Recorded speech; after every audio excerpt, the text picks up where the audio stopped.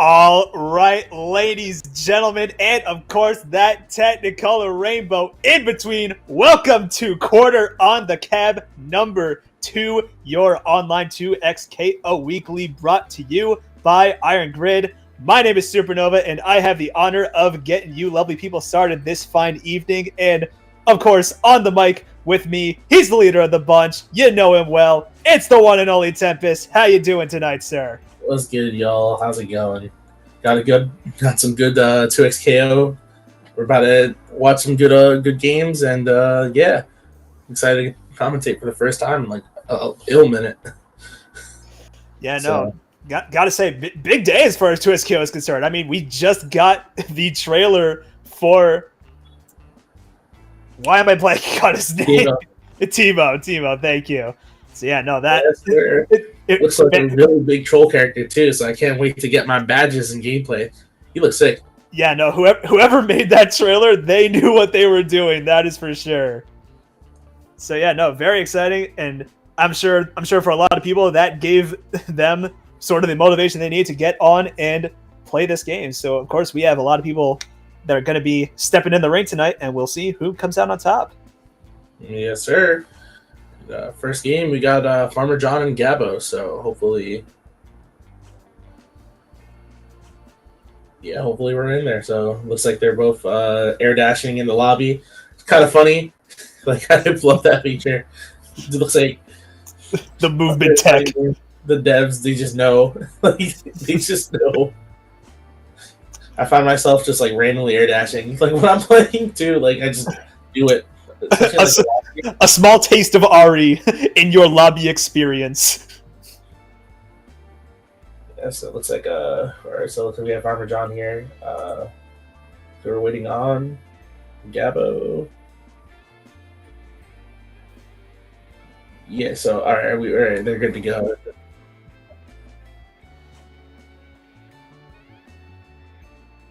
Yeah, so we're just big chilling. But yeah, so Farmer John, Brandon, I've been seeing him ping Discord every day, every single day, just to play this game.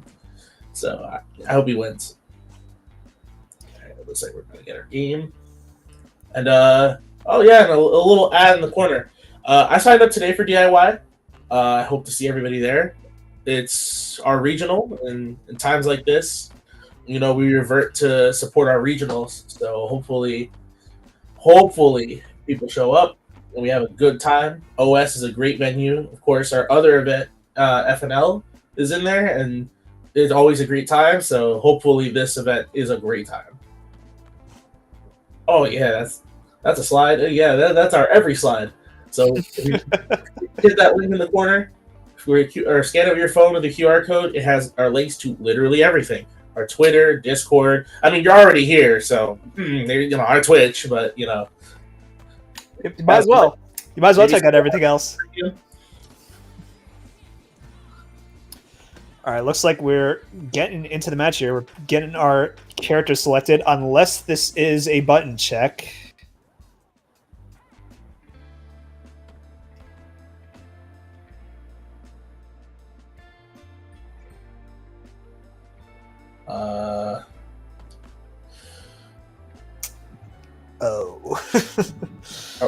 Reggie. I'm gonna do myself a solid.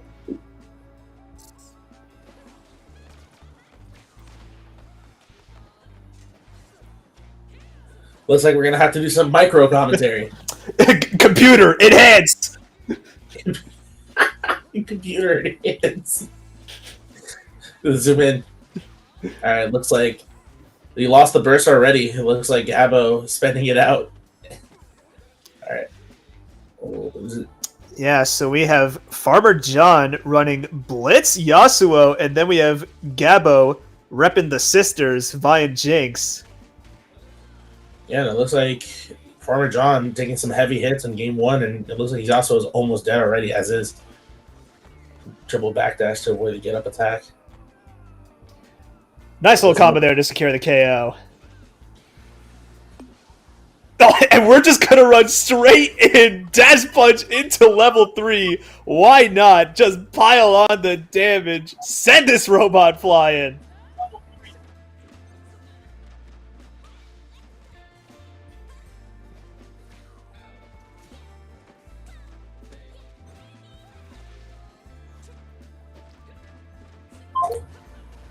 Oh, Gabo not quite going to be able to secure the KO here. Oh, man. And we are going to manage to take out Vi, but this Jinx is very, very healthy, so it is still an uphill battle if Farmer John wants to take the round here, and it's not going to happen. Just going to zap this machine, socket circuits, and send us into round 2. Yes, sir. So, looks like we have a few latency issues here, so it's kind of hard to see, and I can't tell if it's on the 2XKO side or the side. I can like double check this and give it a good look. Oh, it looks a little. It's just me issue. I'm the issue. All right, but yeah, looks like that Jinx taking out Yasuo. So it looks like Farmer John has to be in one of these positions where he has to come back again.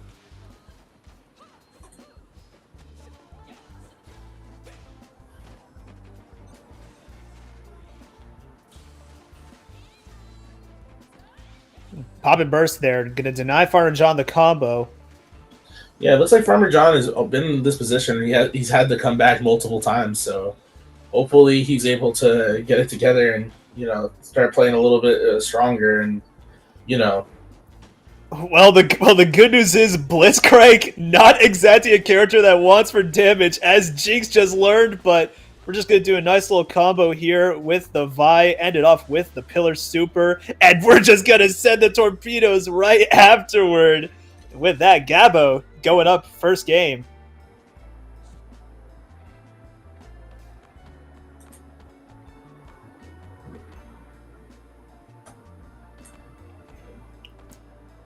All right, so now we're going to move over to the other setup, see if we can, make it a little easier for you people at home to see just what's going on here. All right. Yes, sir. All right, we're Gucci. There we go. Nice and full screen.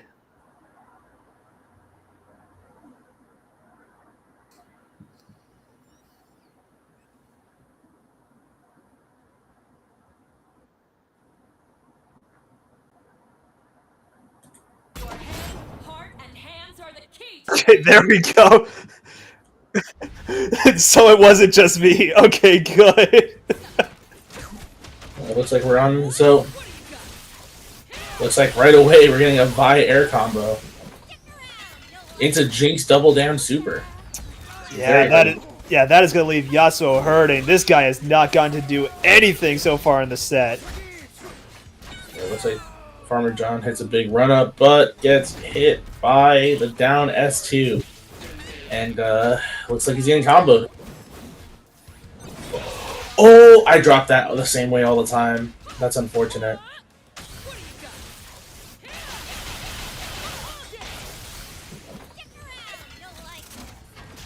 Gonna double down once again. Gabo just maintaining dominance in the set and almost gets the perfect. My God.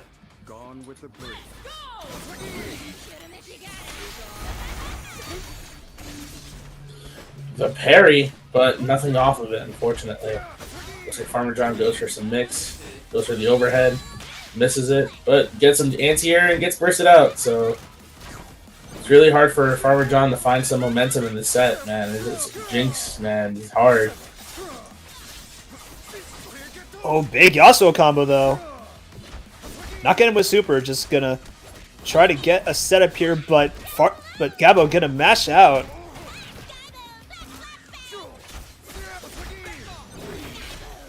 Oh, Gabo going for the rocket launcher in the air to set something up. That's something I don't usually see Jinx players do.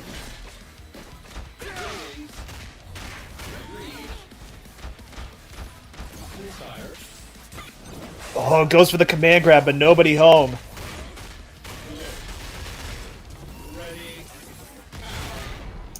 Ready. We are ultimately gonna get the Jinx, though, and now we have Steam, so let's see if Farmer John can make anything happen with it. Bionic! Gotta hit that every time. Yeah, the classic. Yeah, it's one of the few supers in the game. I feel people just throw it out neutral. Saw someone do bionic arm with the assist tag, and I was like, bro, this is something. Yeah, no. If unless I might stand corrected, but I believe that is the only level 1 in the game that has a vulnerability. So I can see why it could be a veritable panic button. Oh, Farmer John getting his burst And, block. and we throw it out again, but nice jump there from Farmer John. Not gonna fall for it this time.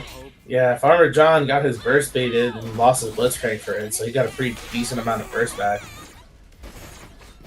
Oh, couldn't convert. Unfortunate.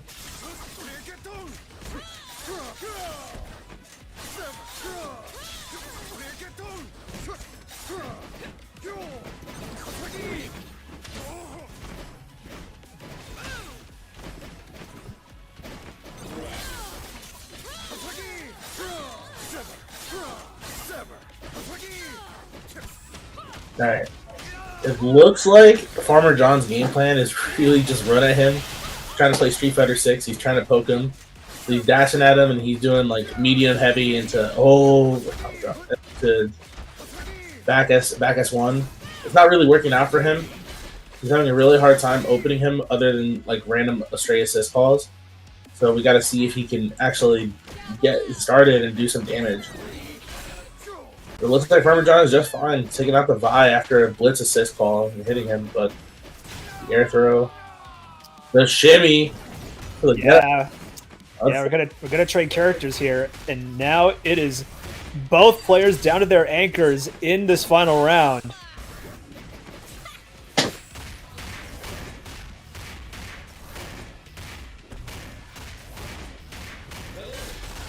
Farmer John is sitting on full meter. Gonna spend a bar to get that steam charge. Oh, and we're gonna call the Yasuo assist. Slice through that Jinx, and Farmer John ties up the set. Yes, sir. Excited to see my Jersey folk actually succeed. Let's go. Yes, sir. He might lose Yasuo right away. I jinxed it. No, the Jinx double down super. Jinxed it literally and figuratively.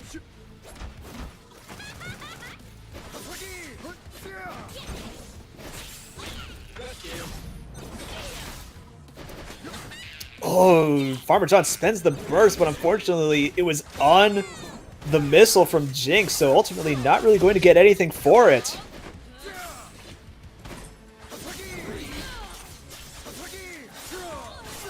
Alright, so the loops. Oh my god, he missed the easy part of the loops. God, as a Yasuo player myself, I know that dropping that always feels hard, but hey, that's a hard part of the combo to land. Alright, shoot him if you got him. Oh wow! The follow-up with the wind wall managed to break Jinx out of there, but ultimately not going to be enough to save Yasuo. Yeah, it looks like Farmer John has to do an uphill battle. You know, as a Jinx player, I still think Jinx Blitz is 6-4. Jinx's favorite. I mean, it's a quintessential matchup. It's a Zoner versus... Oh, strike. Zoner versus a Grappler. So it looks like Farmer John's managing it just fine. Nice jump there. Nice jump out. Nice good hit on the scramble. Oh, what an air throw.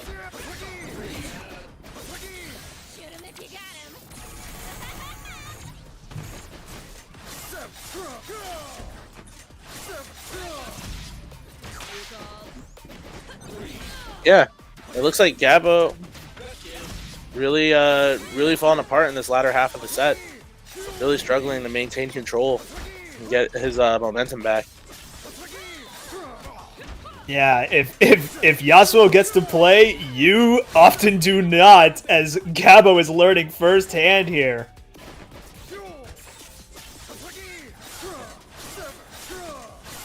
We have full meter, so this is going to do a lot of damage with the right confirm. Just going to do a bit of an easy ender, make sure we can get the damage. Oh, but no super cancel. Oh, he drops it. He knew he dropped this. He did delay M.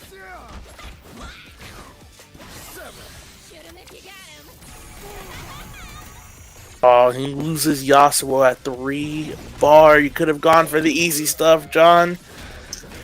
But you tried to get fancy with it. And this could lead to a round 3 situation. But he gets the jump in. Oh, thank God for the machine, baby. Yes, and we see Farmer John take it 2-1.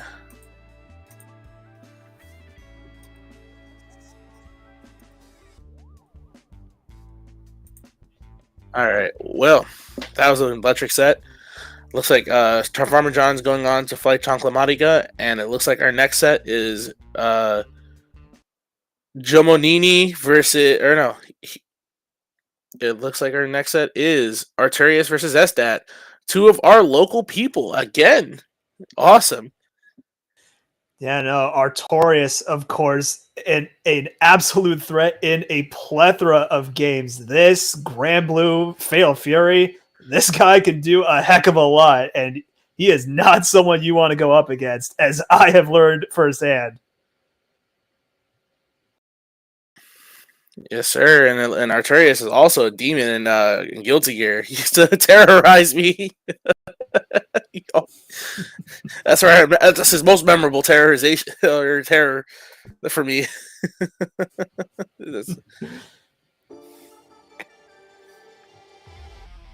So it looks like, yeah, and it looks like one of our sets is kind of cut short because it looks like Escalante got a DQ from Hero. So looks like he's going on in the winner side top 16 without playing a set.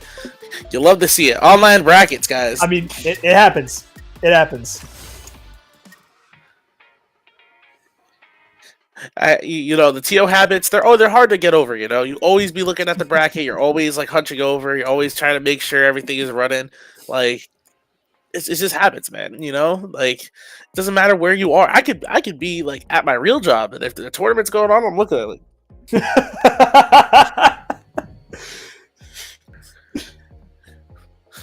100% focus. Yeah, no. I mean, all the events that I've gone to in recent memory have just given me such a different appreciation, a new appreciation, I should say, for all of the hard work that goes into putting these events together and all the people that put these events together. I mean, there's you, of course, and we have Fever in the call as well, helping us run the stream as always. My freaking goat. You're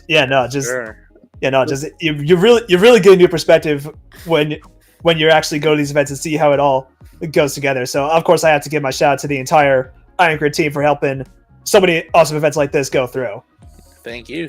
And I gotta give some shout outs to some other TOs, my TOs.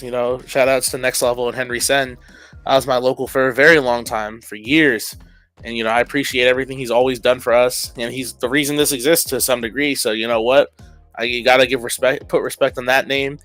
And Kyle, who I go for broke every month, man's also my goat.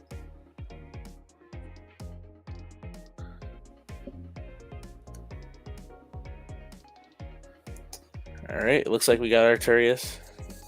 So we got. Yes. All right, we should be Gucci. All right, awesome.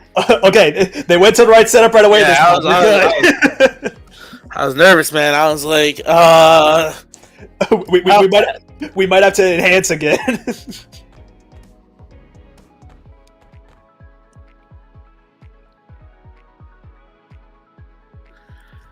All right, we're good.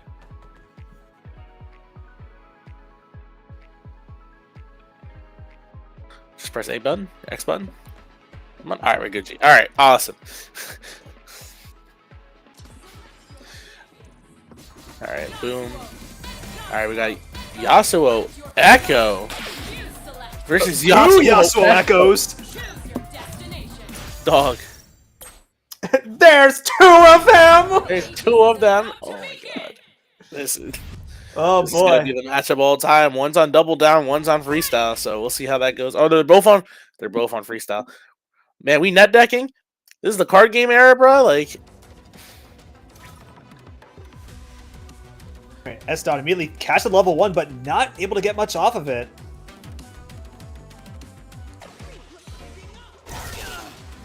playing solid.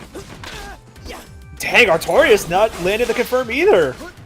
They really are just like each other. Yeah, scrambling. The true mirror. Yeah, Artorias, he's a very early believer in freestyle. When I played him in Alpha 1, he was playing freestyle, so this is kind of, you know, one Iron Grid, the big one, on Sidekick. So, wow. Big combo there for Artorias. Oh, drops the end though. Alright, you got jiggy with it. But he finds the confirm. It's really important in this game that you're able to hit confirm your assist because, you know, it's one of those things where you get full combo every time you hit an assist. It's not like games of old like Marvel where... Oh, got hit. But it's not like games of old like Marvel where you would be safe. But he gets Limit Strike, gets a little bit of his burst back. Oh, and the grab leads to the KO off of the clone. Oh, man.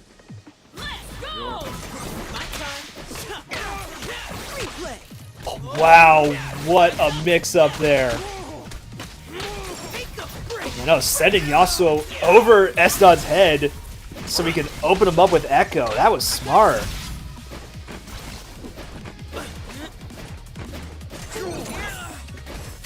Alright. So, looks like Artorias has a pretty decent amount of control. Artorias sending out, he's just playing neutral with his point character, getting a big happy birthday. But I noticed that he's just sending out his assist and hit confirming like if he was playing Alpha 1. So I guess it's a big part of Artorias' game plan is just converting off of like big assist hits. And it looks like Esdat really not adapting to that game plan and not swatting away any of these assists or doing any big adaptation. And Artorias gets thrown to hold S2. It looks like it seals out the game. So it looks like Esdat needs time to adapt. But Artorias, pretty unrelenting, comboing. Wow, nice jump there from Esdat to dodge the Echo.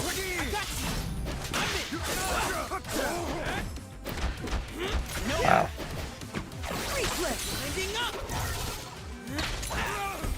Artorias, though, getting a very clean rewind into.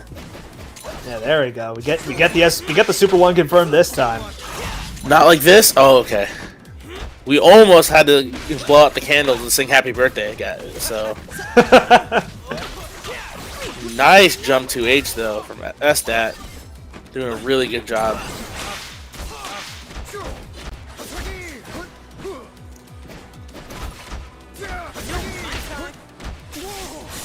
Esdat in the corner and unable to get out, just going to hold some of that relentless Yasuo pressure. Lose his own Yasuo for it.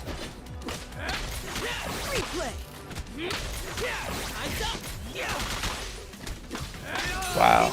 We got the absolute optimal. Oh no, we dropped it! Pressing the S1 super a little bit too late. Oh man, and that is going to pay off dividends for Artorias. And we get the KO off the Super 1. Yeah, and this has been a pretty even game. You know, sometimes you be getting washed, and it's not that bad of a wash. This is one of those games. This is super doable for Esdat. I see that as he gets comboed, but it's fine. He got this. You know, it is never over till it's over. I mean, we saw that with the last set. Farmer John went down early, but ultimately he was able to really turn momentum in his favor. So Esdat, of course, has a chance to do the same. Artorias, I mean, he's doing a really good job of finding these scramble situations and finding the hit on the Echo assist. I'm not sure if Esdat is holding forward or just pressing buttons to swat him away, but he's getting hit, A or B, and it's really difficult for Artorias to, or really difficult for Esdat to come back from like all these random assist hits. The tag launcher? Well, that was very nice. Yeah, only problem is, though, it sent out Echo, who is not sitting on a lot of life, and the Super Time Winder is going to just chunk all of that down. As we said, it's not over till it's over. And it looks like SDAT about to make the comeback. He almost has 3 bar on Yasuo, so a 2-button hit confirm. He can finish the deal. Oh, but he gets hit. Yeah, the 2M. Both players sitting at 3 meter. Pretty much next hit kills for either player. And there's the next hit. Stop being fancy with it. I would have done level 3 10 years ago. Honestly, yeah. But I mean, I'm not trying to drop any. I'm not trying to leave any food on the table. Just be button straight S2 or button launcher into like S1 S2 into super ASAP. But Arturius with the fancy stuff getting it. So alrighty. Yeah, no, like I said, this dude is a threat. Yeah, and it looks like SDAT Arturius. That's the book. And we got our next set is looking to be Escalante versus Escalante versus JJ Cat 00. Yes.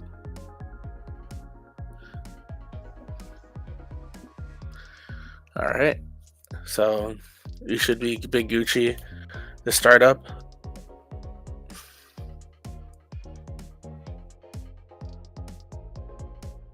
It looks like our top 16 is starting to fill out. We got Obelisk versus Farmer John. I think Deadly Kansas versus Fenrir. I would take a rain check on that. I would check the actual bracket just in case. And it looks like we have Arturius versus Shift FN. So looks like we have a good part of our block filled out. Indeed. All right, and right now we got Escalante versus JJ Cat. Escalante, I haven't seen much of him, but you know, top Marvel player, combo breaker, 2025 champion for Marvel vs. Capcom 3. So this should be a treat to watch. I want to see what he's doing. Oh yeah, 100%. Oh yeah, I saw Arturius switch to Echo Yasuo. So hopefully, you know, whatever new team he's figured out in the meantime. Because the big thing about Iron Grid is that it was on week one of the game, so a lot of people were still adjusting, trying to find their team, trying to find out like whatever's cheap. But it looks like we have a better understanding now of what's cheap than what we did then. So. Yeah, I do wonder how much the game is going to change going from open beta into early access. I mean, as of the moment, we know who's getting tweaked and who is not, but the question is what are those changes and how will they ultimately affect where the game balance goes from here? You know, honestly, I like what I see already. Just some damage scaling nerfs, nothing to make the game run too long. So I'm pretty happy with what the devs have done so far.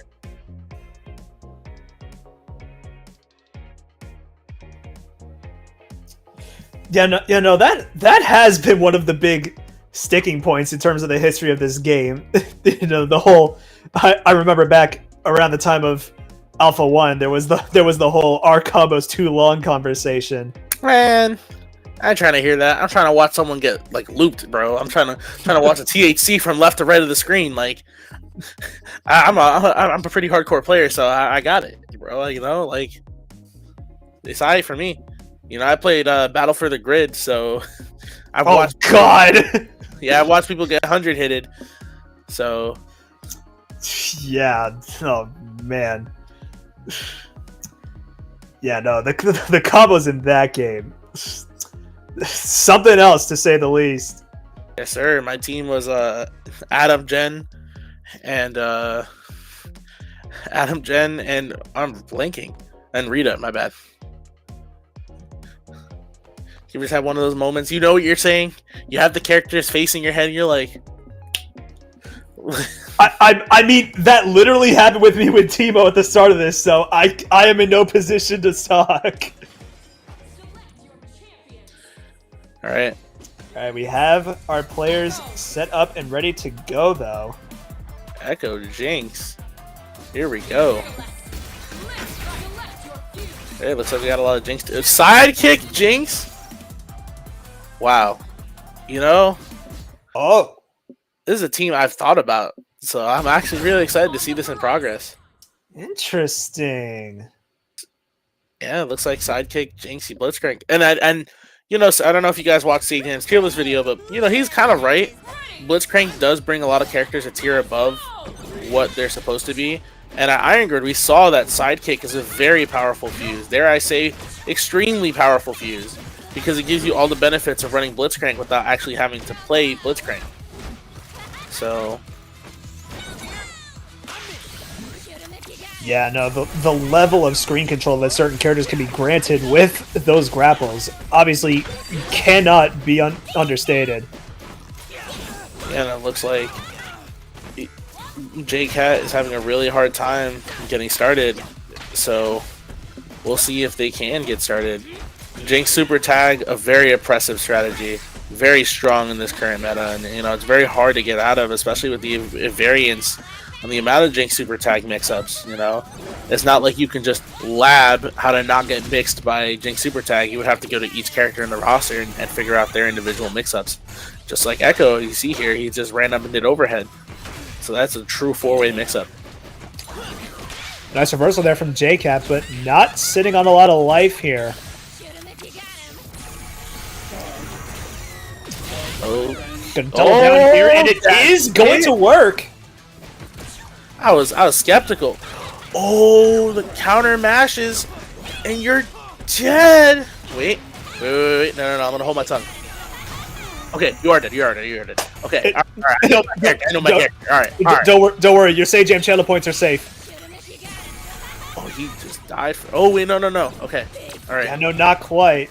And something that I will point out that we did keep over from Alpha 1 is that Sidekick does have that charge assist, saving him, making the comeback. Charge assist running full screen. Escalante not ready for it. Getting hit. Alright, back throw. Nice grab there to send towards the corner. Oh, and a nice combo there with the assist, but Escalante just going to burst out of there. Does not want any of that.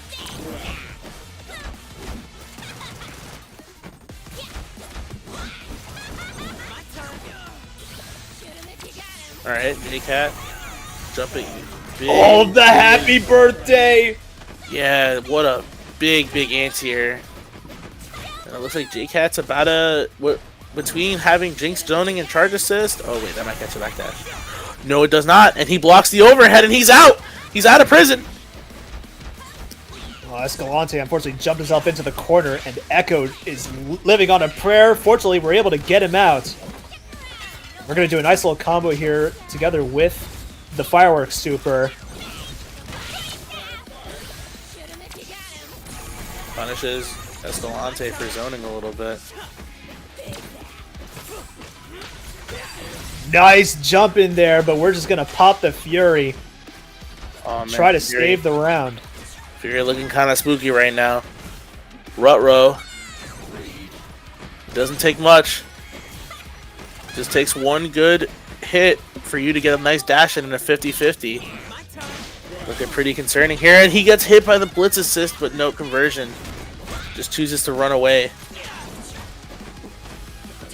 Scramble after scramble after scramble, and it Man, looked like he found all three of the hits. Jake overhead really into steady. level 1. Oh, super at the 99? This guy's insane. Well, yeah, it's a very powerful strategy. You know, just throwing out assist and just tagging into Echo, but it looks like he didn't have to tag into Echo, so he didn't. The poppers right away try to keep JCat in the corner, but Escalante jumps in there again, unfortunately.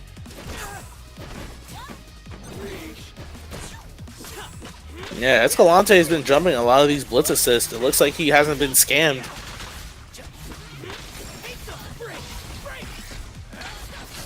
Very nice, and the tag launcher, heavy, level 1 super, or S1 super, my bad.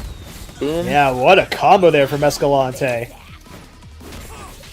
This isn't one of those situations where you gotta save Fury, you just gotta spend it. Oh! Gets the optimal. Takes 50%. Oh, it's a blitz! Oh, you're sick. That does so much damage. God, the damage on that. Yeah, no, get Echo out of there. It looks like that was nasty. I thought he was going to use electric gun. It looks like Blitz can just grab you after rocket launcher. And he finds it. He finds a throw, killing the Jinx, keeping his burst. This is scary. Burst. I wonder why that didn't become the burst block. And he blocked it. But it doesn't matter. Yeah, we're just gonna chip out with the laser. Yeah, I don't know what happened there. He did. I saw Echo block the burst. I don't know why he didn't get the wall bounce. Maybe it was just used offensively or in neutral, like a gold burst. Yeah. No, I think that's what happened. Okay.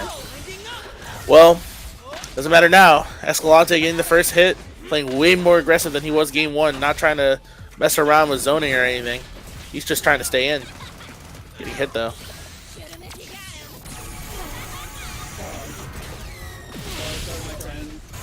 Man, and that is half your health bar gone in an instant. Oh, and he jump cancels. Okay.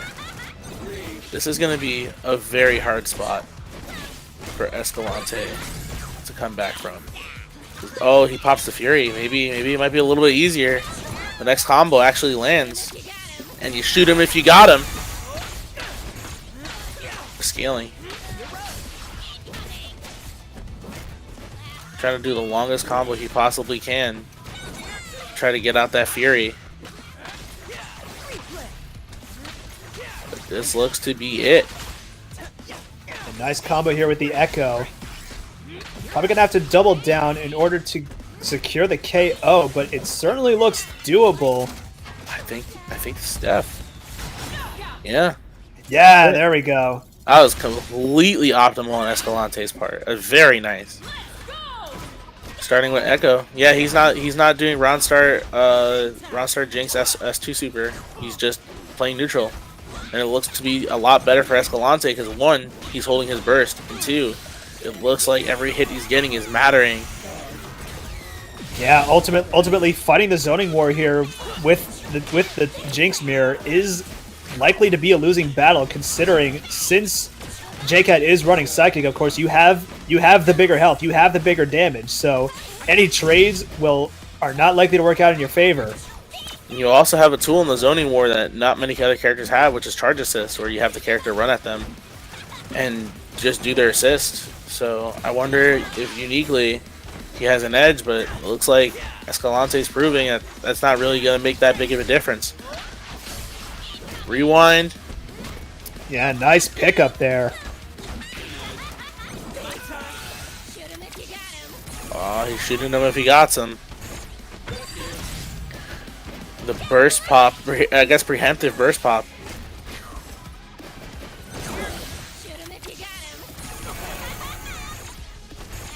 Yeah, it's really hard for Jinx. I've noticed that her down medium or crouch medium, it's really hard to convert it sometimes. Finds it off the electric gun. There we go. Nice confirm into the level 3. That is gonna do it. Yeah. There we go. Escalante tying up the set. And I wonder if there's going to be a big adjustment for JCat, if they're going to switch characters or if they're going to just play it out as is. Nope, we're just going back in.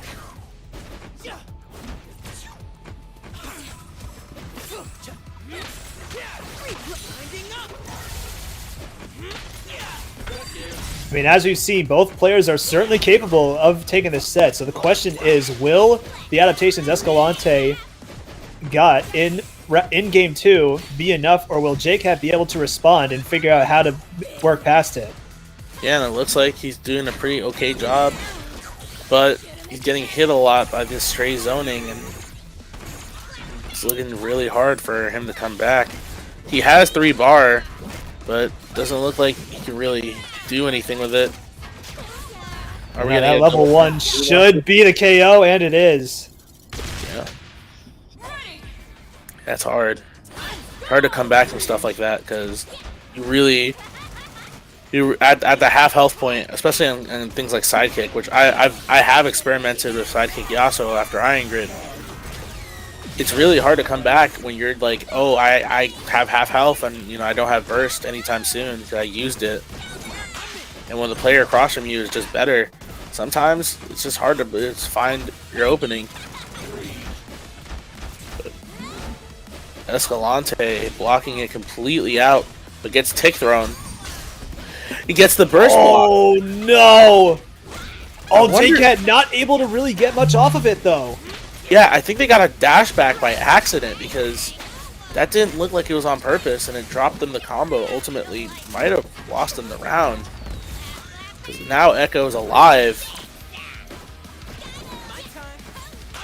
Still a good bit of health to work through, so JCat could certainly answer back in time, and getting rid of Echo is certainly going to help in that regard. Yeah, and it looks like Escalante has two last stands on deck.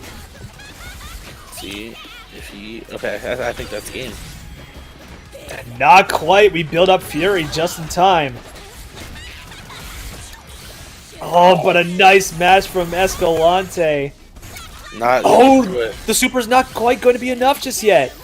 Just do it again. It's just do it again. Why not? I can do it again. If you know, you know. In the words of Deadpool, have gun, will shoot. Yeah, and Escalante gets a 2-1. So for once, it looks like I don't have I have an idea who's next. It's up to Fever, but whoever Fever grabs, looking like a really good game. We have Fenry and sick. So we have Obelisk and Farmer John. Yeah, Farmer John, of course, we saw earlier get a really nice comeback with that Yasuo Blitz combo after going down early. So the question is, will we be able to make the same sort of magic happen in this set? And Obelisk taking out Hound Cake, so he's obviously a really good player, and very surprisingly so, because wasn't expecting that. Did the seeding, so yeah.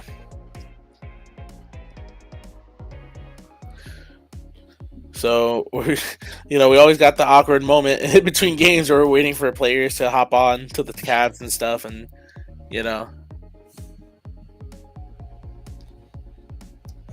Yeah, no, of course, we're only just getting started here, ladies and gents. There is still a lot more action to come, so if you have not already, I mean, grab yourself a snack, grab yourself a drink, grab yourself whatever you need, and do not go anywhere, because we are just getting started. Looks like one of our players came in, so looks like we're good to go.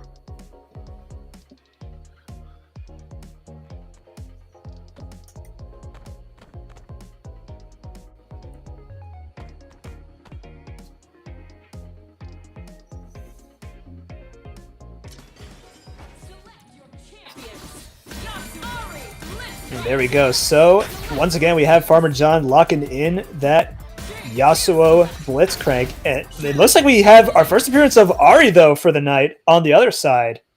Yeah, Ahri, I feel like she's really good, but Ahri's one of those characters that's having a really hard time finding her place in this meta. So we're going to have to see if he can really close out some of these games. Because Ahri has a very big consistency issue in terms of her combos. So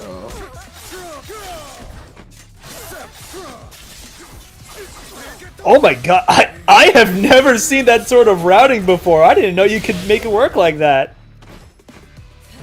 Yeah, but it looks like he's half health down on Ahri.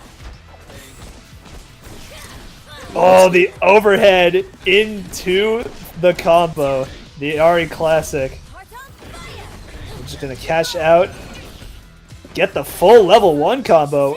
It's and the air grab into another conversion. Well done from Obelisk. And he switched into Jinx. That was sick. Farmer John, good player, knows better, saving his burst. But Obelisk, using his burst immediately on offense. Wow. Yeah, no, Farmer John too. we do not want to let this lead slip away. Almost a complete reversal of fortune there. Gonna spend level 1 to push back to the corner and double down to He Jinx for angles the good level 1 measure. to go straight into Jinx super. Very smart. It doesn't do much in Fury. And I'd argue spending the meter is just rough in this situation. What a combo, though! Not doing the easy stuff, I see. Obelisk riding out the Fury and supering at the tail end of it. Farmer John just getting hit, pressing forward. Your hope gone with the breeze.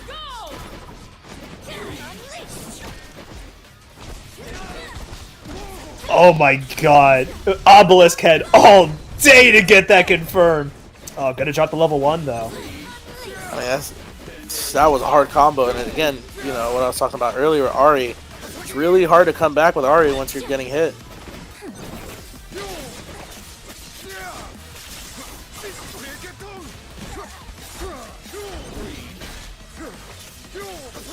The cross up that was nasty. Oh no! Farmer John dropping the combo, switching out to Jinx. Looks like Farmer John saved it with an anti-air. And gets the Yasuo medium cross up.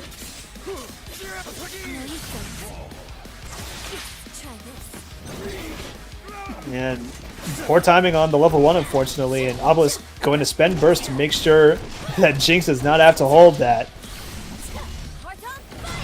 We're going to get the KO on Yasuo instead. Only problem is that is an almost full health Blitzcrank against 2 characters who do not want to get hit by Blitzcrank even once. Yeah, and it looks like you don't got a lot of chance in the last stand. Oh, that's so brutal. Alright. Whoa, what a conversion. Is he cashing out? No.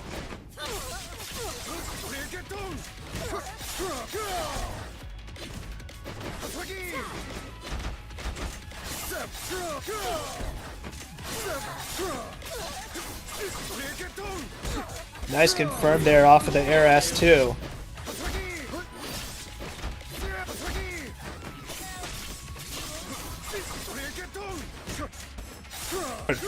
No, wait, it's S1, my bad. Yes. It's alright.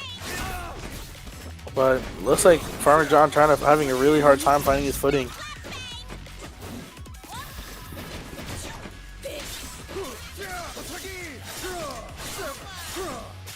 Nice confirm there from Farmer John, and we're not even going to need the super to KO Jinx. Oh, he tried to go for a special cancel straight to level 1, but it doesn't really matter because he got it. Yasuo getting game 1. Farmer John doing really well. Oh, to his KOism. Just skip straight to Obelisk getting comboed.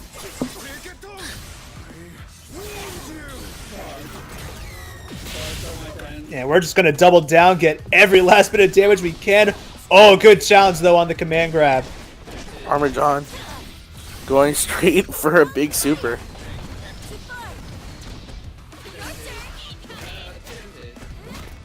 Huh?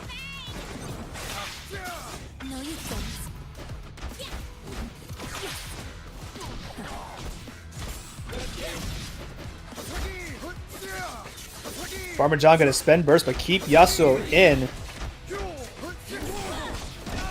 Oh, nice 2H from Obelisk. Gonna go right into the level 1.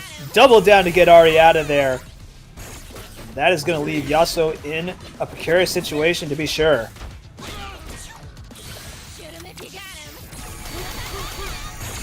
Whoa, whoa.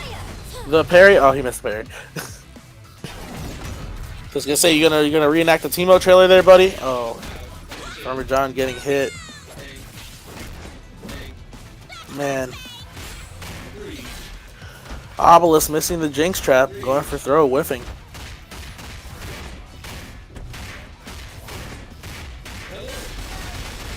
Big combo here, and we're gonna spend level 1, get the steam charge. Oh, Oh, I love Body Splash. Oh my god. Farmer John making the comeback? Could be. One good touch for either player will be the KO here. Oh, Obelisk got a little too far to get the confirm, and Farmer John takes full advantage. Not the dome. Your hope gone with the breeze.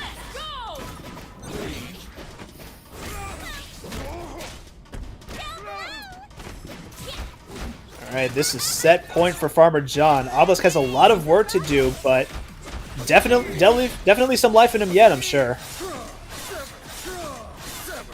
Yeah, looks like we got level 1. No, just goes through the mix.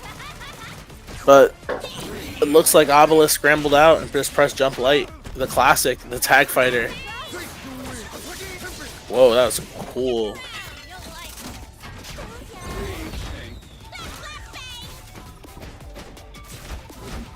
That's crazy. He did firework super to lock Farmer John down from throwing charge assist. Yeah, smart call for sure. Ooh, Like, double down, not going to quite be enough to take Jinx out. it looks like Obelisk is committing to just keeping Jinx alive.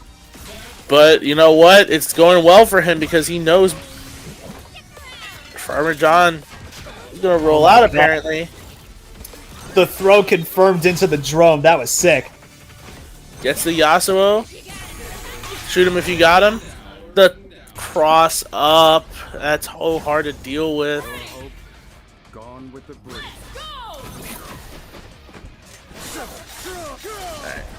Looks Yeah, like no, Yasuo finds that a was- whip punish.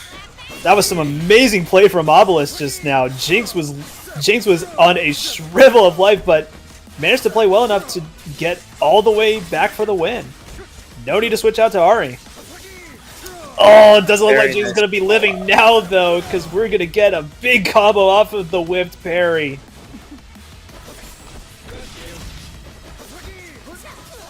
It's so hard to parry like very not manually timed stuff when you're. Oh, you could have just kept it safe. You could have just supered. Not Yeah. like this, Farmer John. Not like this, dude. Oh, he might lose off of this. Oh no, never mind. Keep it safe. Keep it safe. There you go. Yeah, now finish your food, young man. All right, Farmer John, 2-0. That's what it looks like. Yeah. Looks like we're seeing Farmer John in top 8. Yeah, nicely done. Very nicely done. It looks like got 2 more games left on here, so got Arturius and Shift FN. Gentleman Fernie. All right. Looks like bracket's almost done. the nervous TO tick I always have. Giving it a good look. It looks like we're in top 16 losers, which is perfect. Because that means our full top 8 will be ready in time. The TO That's what we nervous like to ticks, see. they never leave you, man. It just happens. I'm doing it. I'm like, I'm on commentary. It just happens. It's like nervous ticks, man. You can never get over it. Yeah.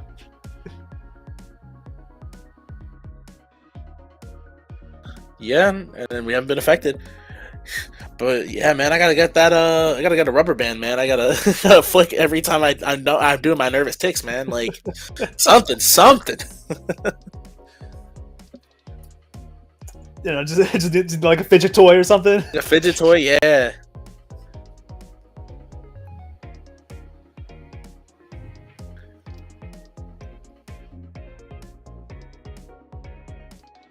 All right, looks like our players are getting ready. I guess.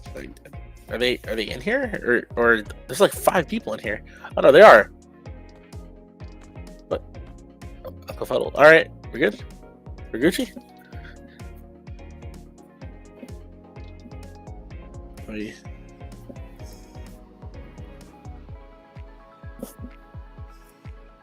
Alright, we're good. Alright, we're starting up our game.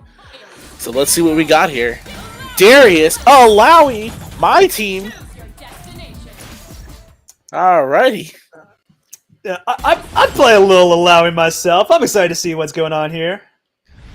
Got two Darius. Our first Darius players, and we're seeing the mirror. Hopefully they knock each other out. Starting now. Alright. So Darius is a really good character. Apparently, Super Noon's found out a lot of tech. Yeah, shouts to Super Noon. Always love seeing that guy play. Whoa, catches a neutral get.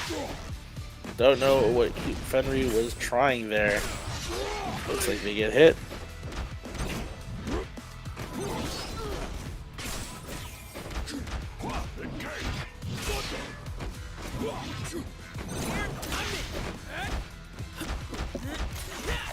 Yeah, it looks like Fenry really struggling to get through all the zoning and shenanigans that Darius is trying to set up. And Darius is just doing max base normal into Hook.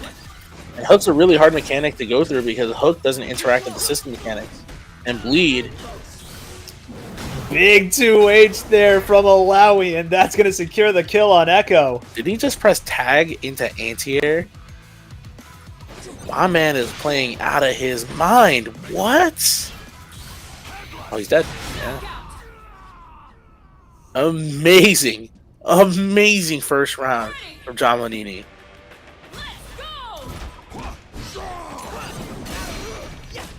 Nice back test there from Fernie.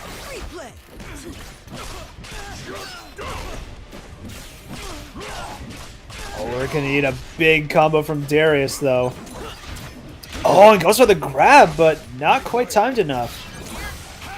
Not spending his super. Just keeping it simple.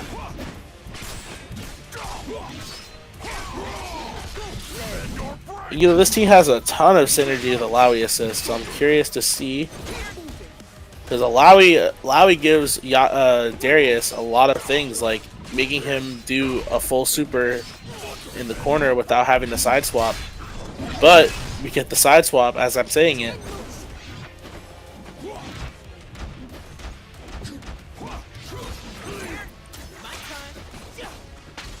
Yeah, this you gotta hold the pressure, and he level 3's raw. Oh nah, we're doing the Dragon Ball Fighters. You know, we gotta use those impulse frames, whatever it takes to get out of the block string. Did he get the kill? No, but he goes for run up throw and gets hit and dies. All right. Just gets the raw jumping. People are not checking their domes today. They're not wearing helmets, man. It's raining overheads, man. 2x assist? No. Very nice. And we're just popping Fury right away, trying not to give Jamanini a chance, and ultimately we're going to secure the round.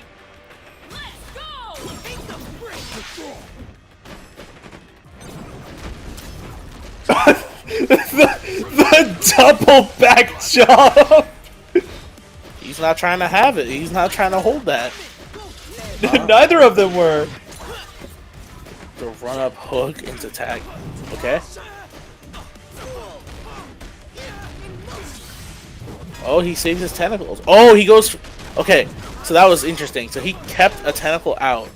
So just in case Fenry decided that she was gonna roll forward, you would get hit because the farthest most tentacle would cover that option.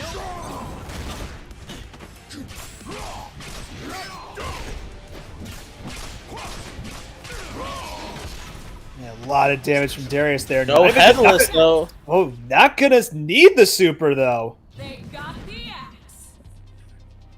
Yeah, goes for run up jab. Oh my god, the cloud makeup. The clown makeup. Bro, not the cloud makeup, bro. Okay, right into game 2. It looks like there is a lot happening on the screen with a missed wall bounce combo from Darius.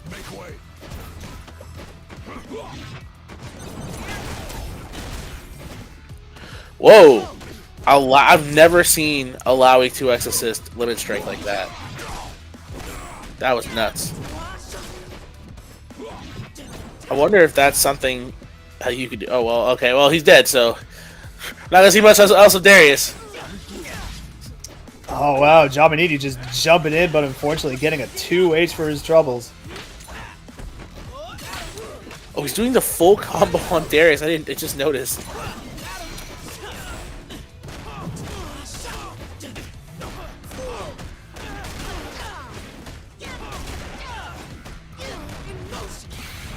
There we go, full combo into the level 3 to Davy Jones locker with you.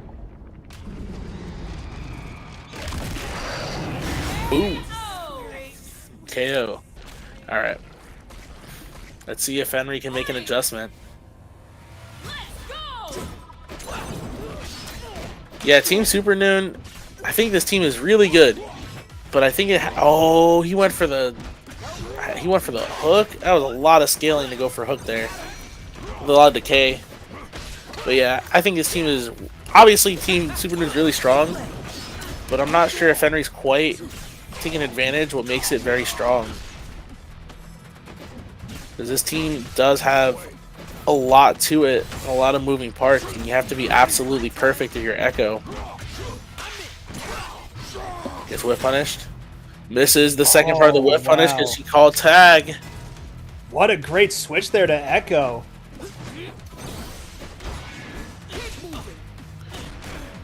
Okay, last stand super into throw. You got those. Oh no! Dog. Nuts in the Fury pop. This actually still could be anybody's game. We're almost at level 3. And with Fury, you never know. Yeah, we're just gonna spend burst. We do not want any of that. That's a good burst, all things considered. Alawi finding the hit. Oh, he's dead and he doesn't even need to spend. Yeah, Fury ran out mid combo, but Alawi has more than enough damage to make up the difference.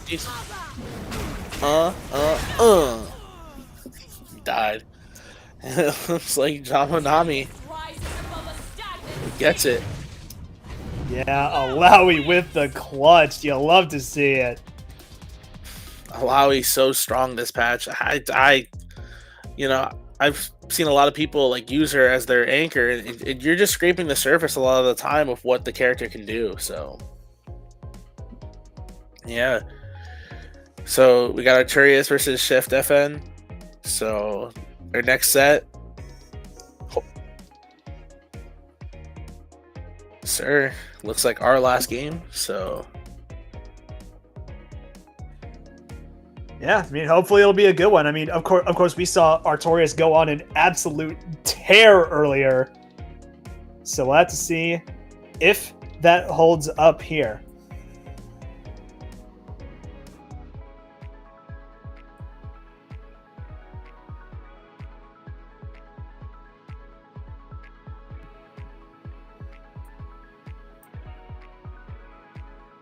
yes, sir.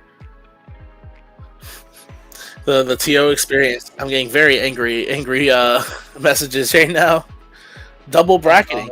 Listen, I think it's rough when people are double bracketing out here, man. You could just enjoy one tournament, but you can't enjoy 5 at the same time. Little adjustment for our rule set for this week, and I will say is you get 2. You can play in 2 maximum brackets. That's it. All right, as you can see on the screen, ladies and gentlemen, Fight for Good coming up soon, October 11th through the 12th. And of course, as we mentioned earlier, DIY. Oh, okay. This is my bad. I got ahead of myself. Yeah, so Fight for Good, October 11th and 12th at local host Philly. Of course, more games you can shake a stick at. Saturday, we have 2 SKO, Street Fighter 6, Guilty Gear Strive, and Under Night 2. And then on Sunday, in addition to finishing out 2 SKO, we will also have Tekken 8, Granblue Fantasy vs. Rising, Ultimate Marvel 3, and Fatal Fury. Oh, my bad. I figured this would have been updated. All right, okay. So, Granblue Saturday, Uni Sunday. My bad. But okay. Well, anyway. We're trying to mix people up. No, not the mix-up. I'm getting mixed. I'm holding this. Anyway. I swear that was same side. I swear. Anyway, as you mentioned earlier, DIY also coming up soon, October 19th. So if you are looking for some more 2SKO action, then be on the lookout for that. Especially if, as you can see in the top right there, it's a $5,000 prize pool. If that perhaps is further incentive for you to come out. But yeah, no, of course, those events and so many more coming out soon. So no shortage of awesome fighting game action in the tri-state area if you are interested. So by all means, coming out, play some games, have a good time. You know, that's what we're here for. Yeah, and it looks like we got Jinx Ari 2 as assist, and Arturius once again playing that freestyle team. Back to the games. Sorry, was a little taken out. The TO isms. They're hard, man. You're juggling. All right, but all right. So let's see what the round start option is. Assist into overhead, and Arturius didn't check his dome, not wearing his hard hat. The shift, dropping. Oh, okay. Arturius getting a big overhead conversion. I have to say, interesting that both of the Ari players we've seen so far tonight, they've both been running Jinx. Would you say that's one of the better partners for Ari, or is it just a matter of personal preference? So in Alpha 2, I saw Hubert playing that team, and I've affectionately since then called it Team Hubert. But yeah, Team Hubert's pretty strong. I think like the team has a lot of like potential, and it has great zoning, great. A lot of the characters have great buttons. Wow, what a parry! Oh my god, the parry on the minigun. Oh, Arturius was crouch blocking too.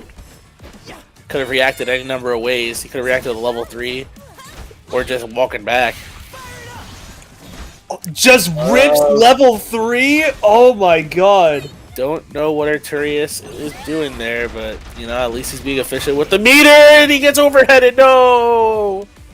Yeah, I think we were just trying to call out the block string, make some use of that counter function, but shifted, not falling for it. And we're cashing out the level 3, yo, send in the big boy. This might be a dead man. And that is a dead man. Off a throw, 50%. Very fun. Just tag fighter things, Tag fighter things. It just happens. Alright, let's see if he messes this combo up. Nope, he doesn't. Gets a nice delay. Stomp. No, he goes for the overhead.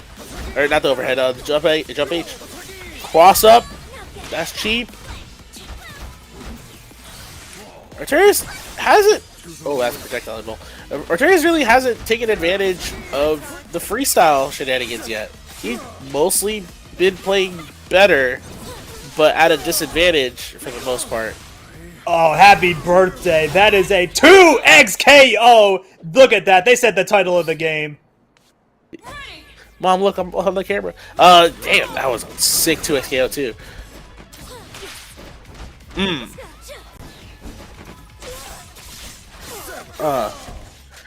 Yeah, it's really hard to come back or something like that. Whoa! I've never seen. Oh, okay. No, it doesn't end here. Okay, pops install. Okay. All right. Shift is stabilizing. Yeah, both players pretty even as far as life goes, but obviously one single combo could be all you need in a game like this to turn the tide in your favor.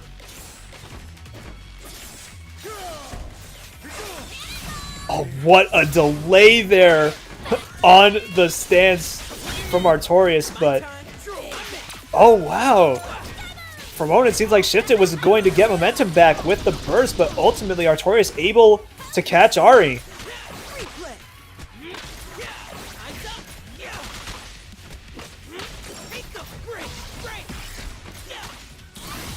Strike. Level 2 install. Wow, he caught the low. I mean, he called it out. He just didn't get the 3M. And that's Arturia is finding the hit. And that should be dead. Proof that the mind flies faster than fists. Echo wins. Alright. Waiting on a rematch. Looks like. Up. Okay. Alright. I don't know what happened there, but we're just going right back into it. Nice parry there from Shift.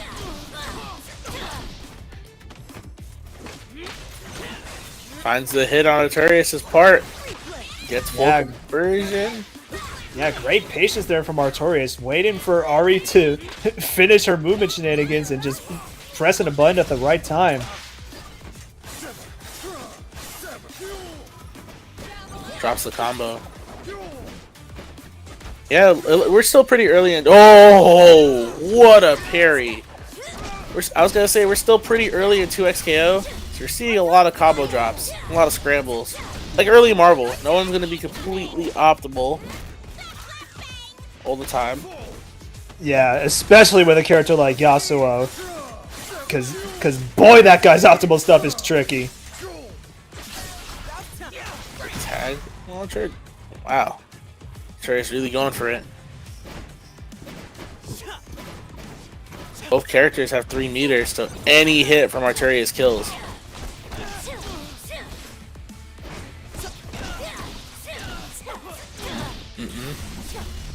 Level 1. Get that Echo out of here. Now it's up to his Yasuo. And Jinx's Last Stand Super is a little weird because it has... It's just a completely different super from what we've usually seen.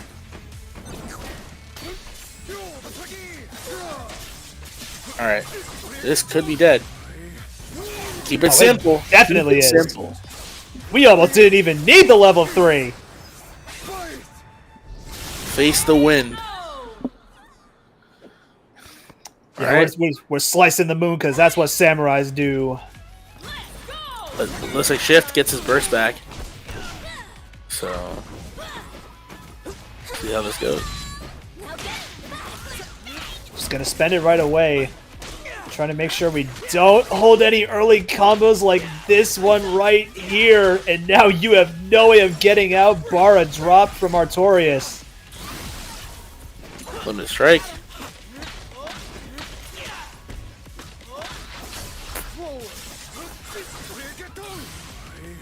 Looks like that is one dead Jinx. My god.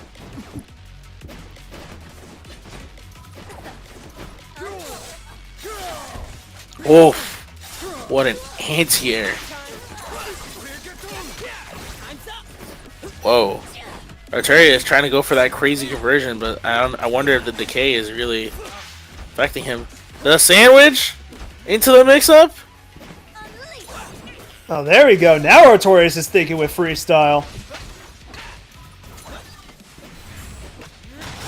Oh my god. Genius plays. Arturias taking it 2-0. And just like that, That setup. Oh my lord. Arturias will be moving on to top 8 winners.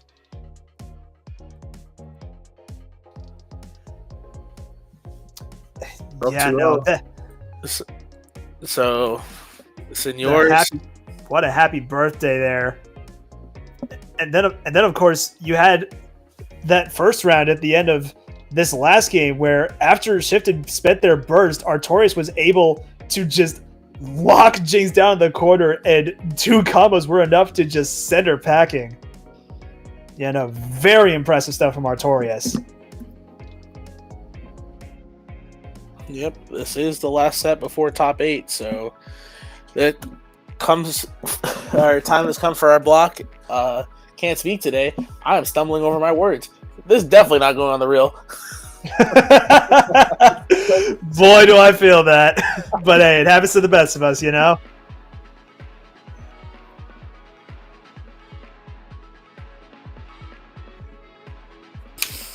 We're not gonna talk about that.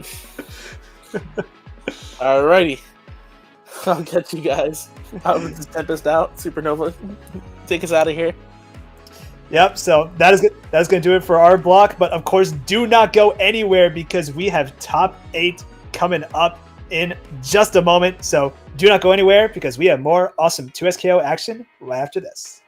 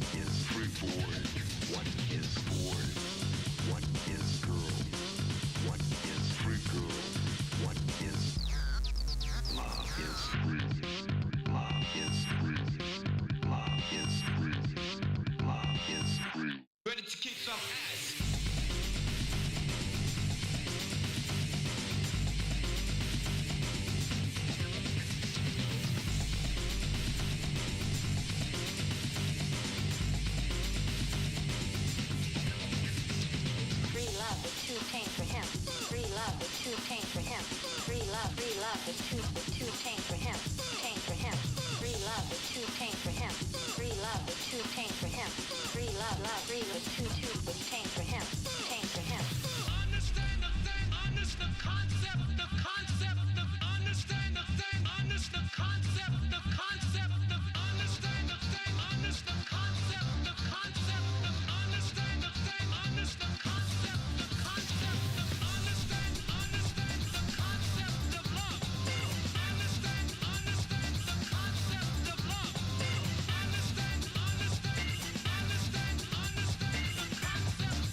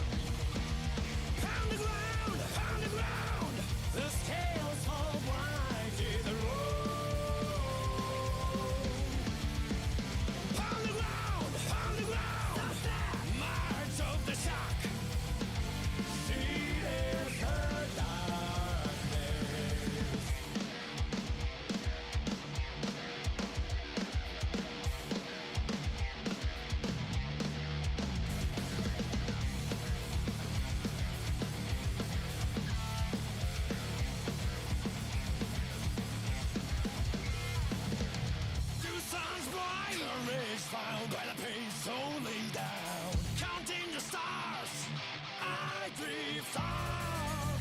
That person breaks the collar. I suffer they crash, moving onward. I face the open book with my blade right.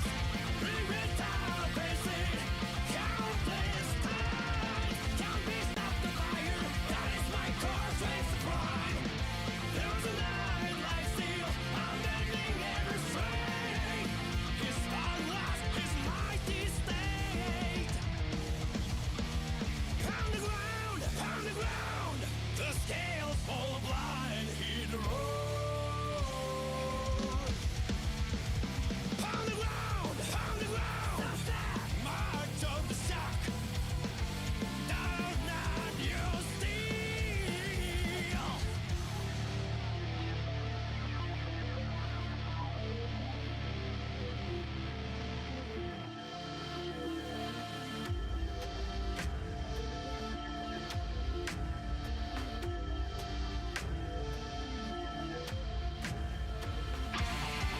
Once a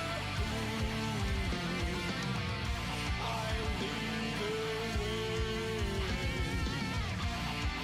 Now a fool, I walk beside.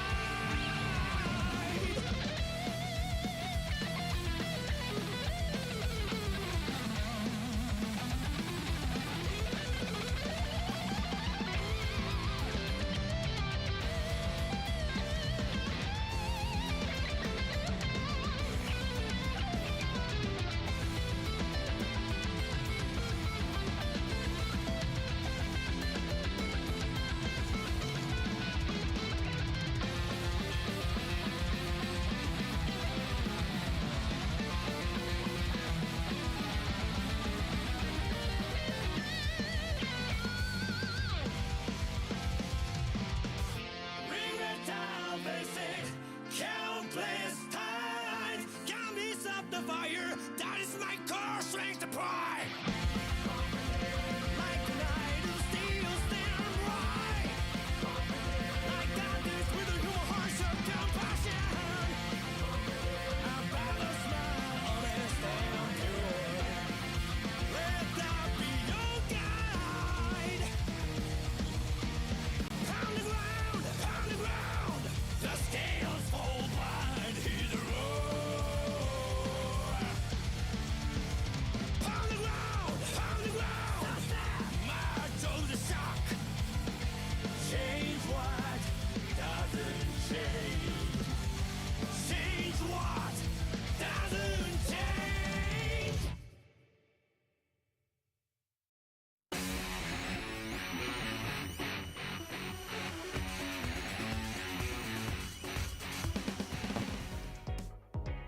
Hey guys, what's up? It is me, Nitten, tagging in here for Top 8 alongside Scam Likely.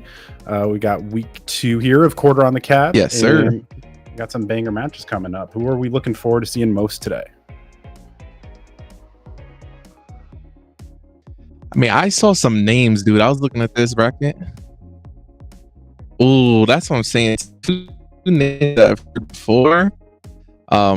You know, Marvel players, top 8. That's what we want to see. Yeah, it should be some juicy stuff here as we see. Yeah, it's going to be Artorias, Giannini and Escalante and Farmer John on both sides of winner's bracket. And losers are still being sorted out, so we will get into that. But yeah, first up, I believe we heard it was Escalante and Farmer John, if I heard correctly. So we will be diving into that here. Curious to see what teams we got rolling on both sides. Looking like we got Yasuo and Echo. And we do have a Blitz in here as well. That's what we love to hear.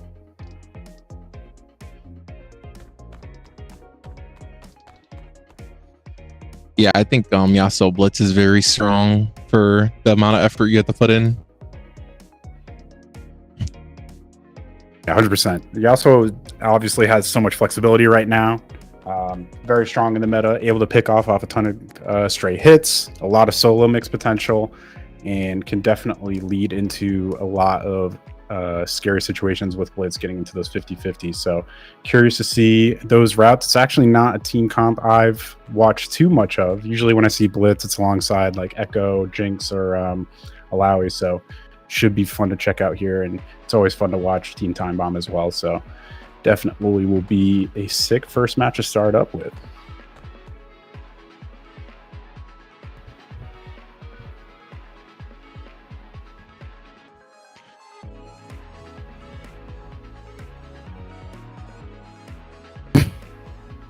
It does look like we are holding up, just waiting for Escalante to get started here. Imagine they might have just stepped away for a second. They're in the private room with us, so should be happening any minute, but we'll see. Yeah, there we go. We got some movement. Marvel players are always late, bro, to everything. For real. Look, man, it is what it is. We're getting it started. It should be up here in a minute. And yeah, it should be pretty tight. Let's see who hops off to a quick start here.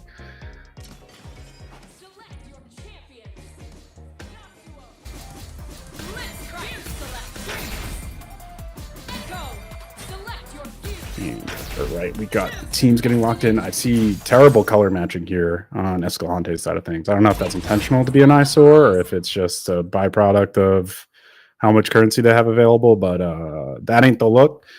Yasuo Blitz team looking a little more clean, so we'll see if the aura farming will help or if it's just going to come down to pure skill here.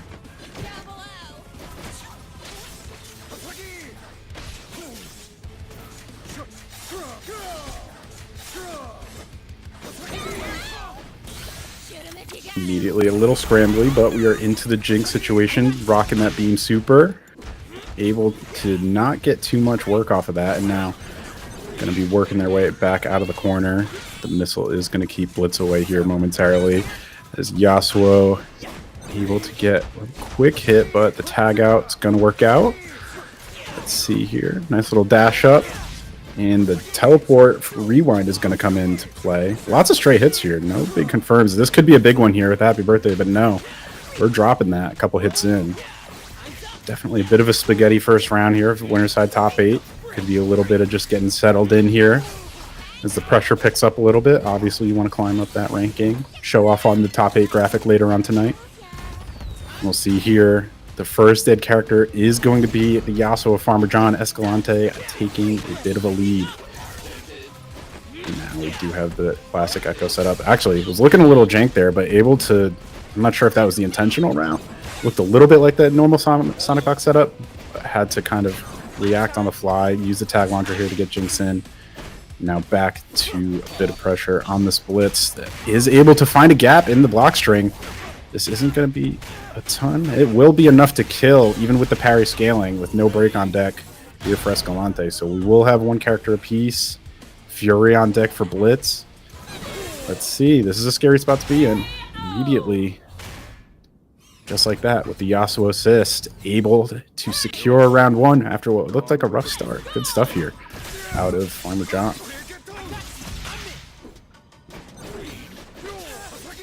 Yeah, Farmer John's team is so sick, dude. Like, the amount of damage you get from Yasuo Blitz assist is actually insane. Yeah, even with the nerfs to Yasuo's damage, able to get a ton of reliable damage off those pickups, and with the side switch capability, it really makes the Blitz assist a little scarier, because normally it's pretty reactable, but if you have to time it with the potential side switch from Yasuo, it definitely ups the difficulty quite a bit. Oh, nice reaction from Escalante, but not able to get a punish there. Up back rocket into Echo Call. Oh, that's a birthday. And we're not dropping this one. This is going to be a good bit of damage here into the Blitz. There's no Steam on deck. That could have been that might have been a 2x KO if Steam was on deck, not going to lie, but barely just living for Escalante. It could be just what they need to make this comeback, as Yasuo's actually taken down in the background. Now, just like that, we're down to one character apiece when it was just 2v2. Jinx definitely able to make this comeback as well. Her level 3 does so much damage. Oh, yeah, we're going straight into it too. Watch the health bars melt. It's gonna be wow. That even was enough without the Fury. That's crazy. I was gonna say I almost think you consider using the Fury there to just secure the round, but no, not needed. Great awareness of the damage out of Jinx's ult there. And the Super Mega Death Rocket is gonna be enough. That I swear that always like when you think it's not gonna kill, it does kill. When you think it is gonna kill, it isn't. It's pretty wild. Yeah, facts. That super is just so messed up. Like the more I look at it, like it's safe to throw out like on block. I think it might be plus even. It's like such a good super. Yeah, I think the only way you can deal with it is if you go for the full parry, and you really got to be ready for it because it's an awkward timing. You can't just mash it out of the super freeze. And if you drop any of those parries, you're going to be taking a good amount of chip, and then it'll make it safe. So outside of a perfect parry situation, it's not going to pay out. And good call out there. I think that should have connected. It looked like an interrupt, but Farmjohn able to interrupt the Echo charge S2. Now you're in a scary spot in the corner. Steam on deck for Blitz. Are you able to get out?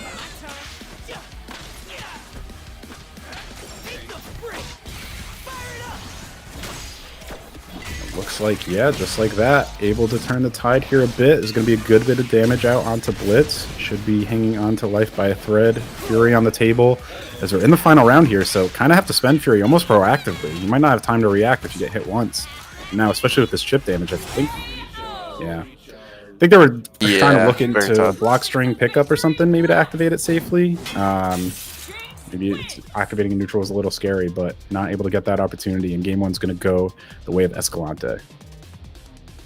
I'm pretty sure Fury also stops you from taking chip damage, right? Yeah, it does. So that's exactly what I was saying. Like, it's you consider wanting to use it in that situation in neutral just to avoid the chip, but not really able to find a good spot. Maybe they were looking to get an extension off a hit as well, but the gamble doesn't pay off. And now game two also going pretty rough here for Farmjohn in the first round. Yasuo's already off the table. Solo Blitz going up against Team Time Bomb is going to be a bit of an uphill battle, I'd say.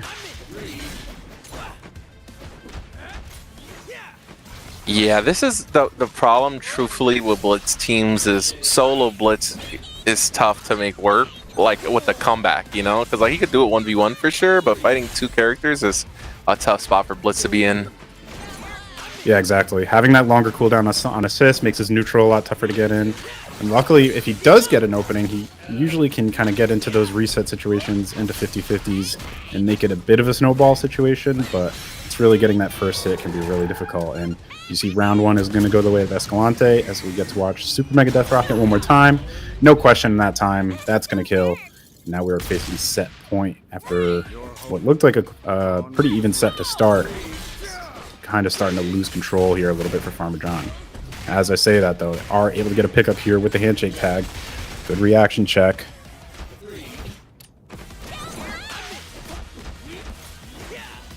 Ooh, plus frames off the pull-in, but didn't quite go for anything. And now Blitz is getting hits. Assist gets blown up. Escalante playing very patient as well. Not taking his turn without assist up. Yeah, definitely respecting those buttons, and it's looking like it might pay off here. Buying enough time. I mean, it's rare not to see a Yasuo not able to find a way in, but with all the different projectiles here and constant tagging back and forth between the characters, it's really been tough for Farmjohn to find those openings with the Yasuo. You see, just kind of getting peppered minor here by mistake Time there Wonder. from Escalante. He could have killed with DHC, not allowing them to burst. I mean, still an excellent spot for sure, but Yasuo's alive because of it. Let's see if it comes back to get him. Yeah, definitely one of those situations you want to be aware of. There's a lot of improvisation required in this game, and that is a prime example. But we see Escalante able to secure this first set in pretty quick fashion here. We'll see if they can keep that momentum going in winners finals in their next upcoming round. But we will be hopping over here to the other side of winner semis. It's going to be Artorias versus Giannini once they are both in the lobby.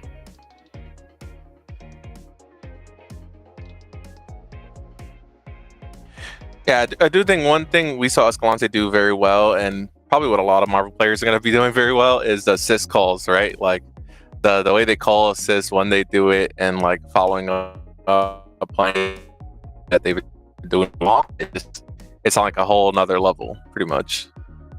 Yeah, seriously, that's a big deal in neutral for tag fighters, especially if you're new to the genre. Maybe a lot of people might be just used to Strive or Guilty Gear, maybe some anime fighters without those tag mechanics, or maybe the Street Fighter and Tekken side of things. It's really all about assist usage in neutral, especially in a game like this where left-right mix is going to be one of the more potent types. Any assist attack, even if you start an overhead and tag that assist character out, it's going to come out as a mid. So you definitely want to prioritize those left-rights, and with the assist, you will basically want to use those as you're crossing up, whether with a side switch move or a jump over on your point character, and you'll generally see a lot of success out of those options. We saw Escalante put that to great use, constantly filling the screen with the projectiles and picking up those confirms via the handshake tag. So great stuff in this first set. Yeah, honestly, I think a lot of it too was, you know, super tag. Super tag was very strong, right? You would see him up back, call assist, super tag, or even just stay grounded super tag, right? And it's like clearly very oppressive, as we know in the current meta game. But Escalante putting it to great use, so got him a lot of mileage in that set there. Yeah, for sure. It's definitely something people are keeping an eye out for as we head into early access next week. Whether stuff like that is going to be patched or whether Riot thinks there's plenty of counterplay still available for players to find. It's definitely something I'm curious to see. Seems like there's not a ton of urgency from the stuff that they have said. So I think there's definitely room to explore it. But for now, yeah, taking advantage of that super tag with Double Down is going to be a huge boon for a lot of teams. And Jinx is pretty much the number one benefit or beneficiary of that mechanic. So yeah, great stuff out of Escalante here. And it should be fun to see who we have cooking up next. Do you know the teams for Artorias and Jammo?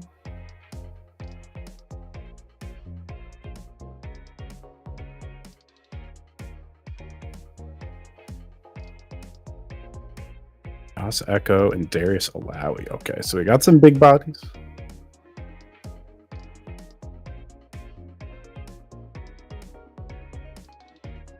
Okay, got it. Sure. Yeah, looks like this will be in losers. Cool. So up next is going to be Obelisk and JJ Cat. Nice. Should be fun to check out. This will be a qualifier for top 8, I believe, on loser side, which should be pretty tight. I think that's how the math works out. Or this might already be top 8, actually. I think it is. So cool. Yeah, we'll hop over to the loser side, and that'll be fun to check out. We can always circle back. Definitely early on, everybody's hitting those multi-brackets for sure, trying to get those maximum amount of reps in. Totally understandable. Yeah, I made the major mistake of joining 3 brackets in one night, and let me tell you, the 3rd bracket is not it. Okay, dual bracketing is all good, you know, chill, fun. You into the 3rd one, man, it's not as good. Diminishing returns after the 2nd one. That's all. Yeah.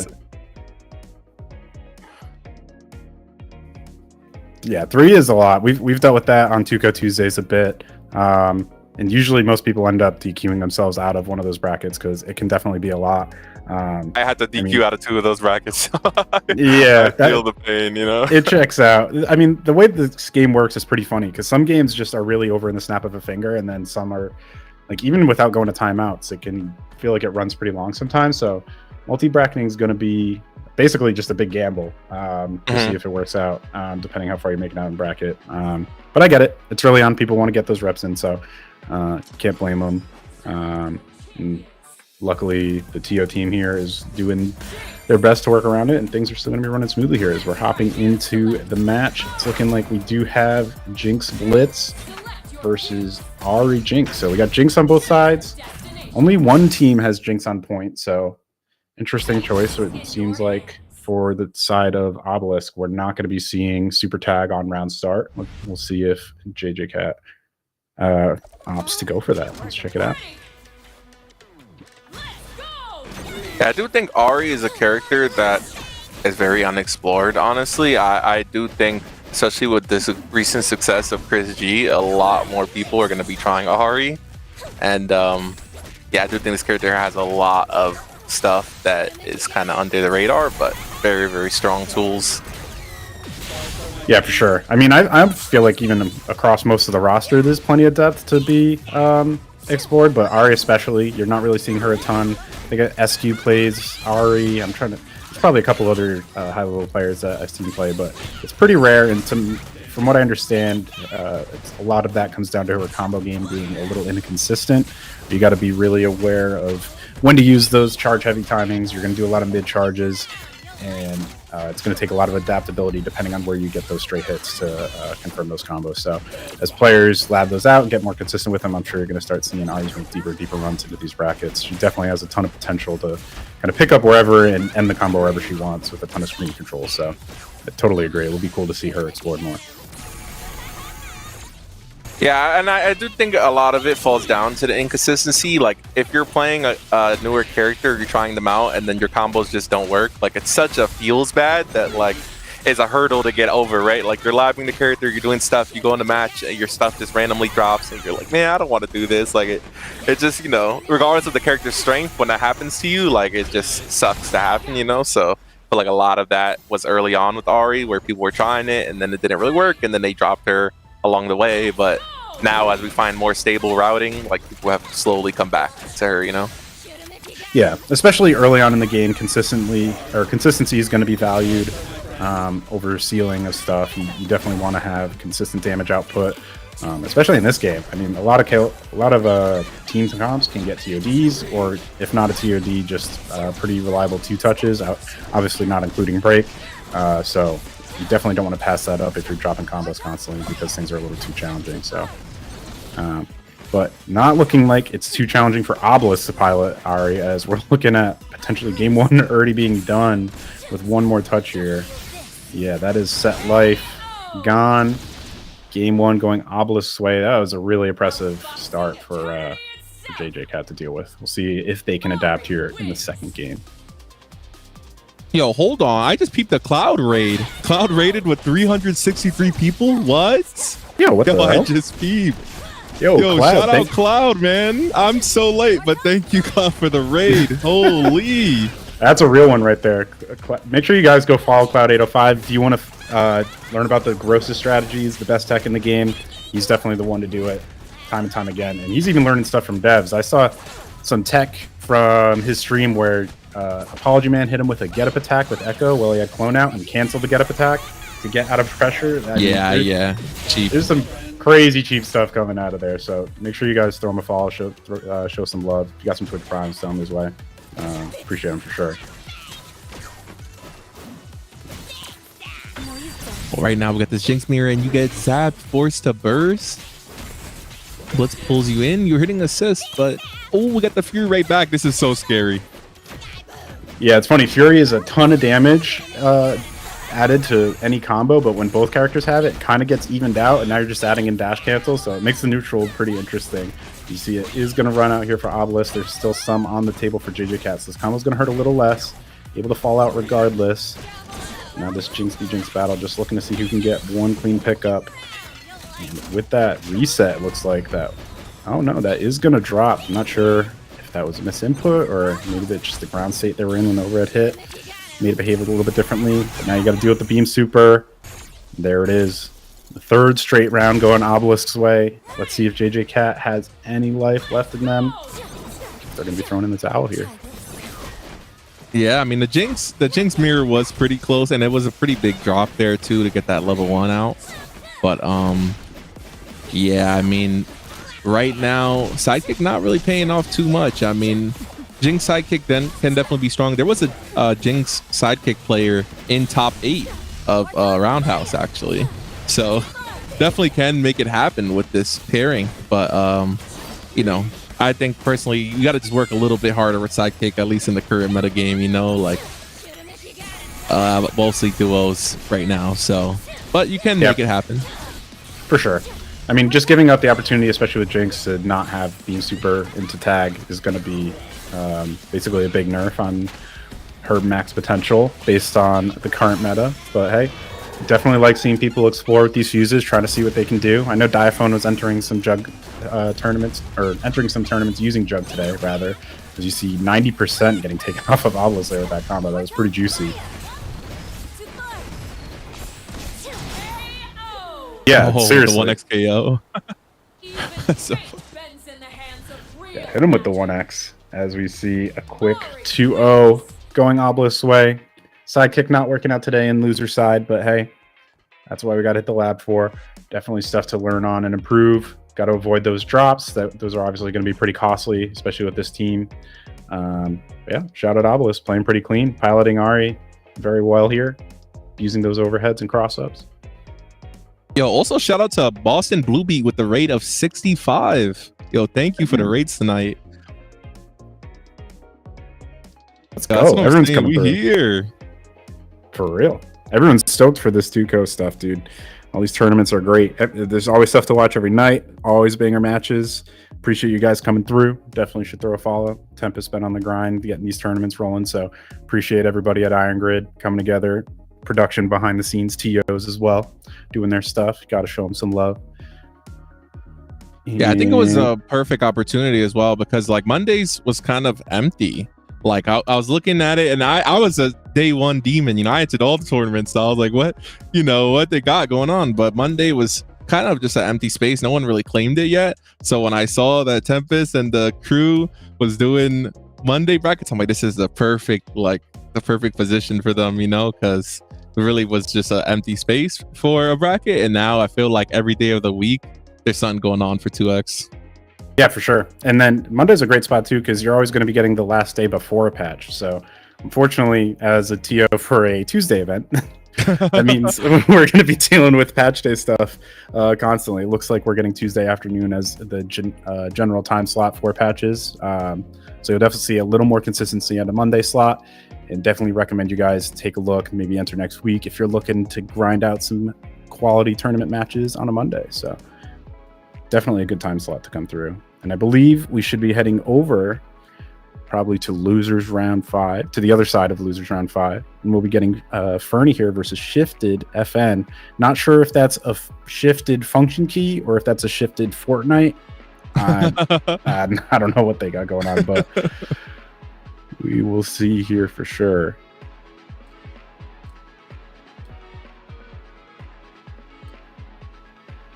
Shifted function, okay.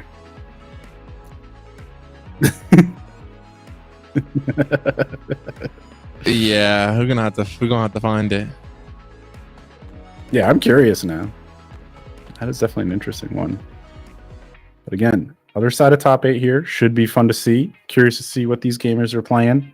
Always love seeing the different team comps now, and obviously with just 9 characters, there's only so many options. But between all the fuses, definitely still enough variety. And obviously next week we will be adding my GOAT Teemo to the roster, so I can't wait to see who people are cooking up or what team comps they got. Character, man, and I was like, I hate him already, dude. I saw him on the screen chucking projectiles, and I'm like, get this character off my screen, bro.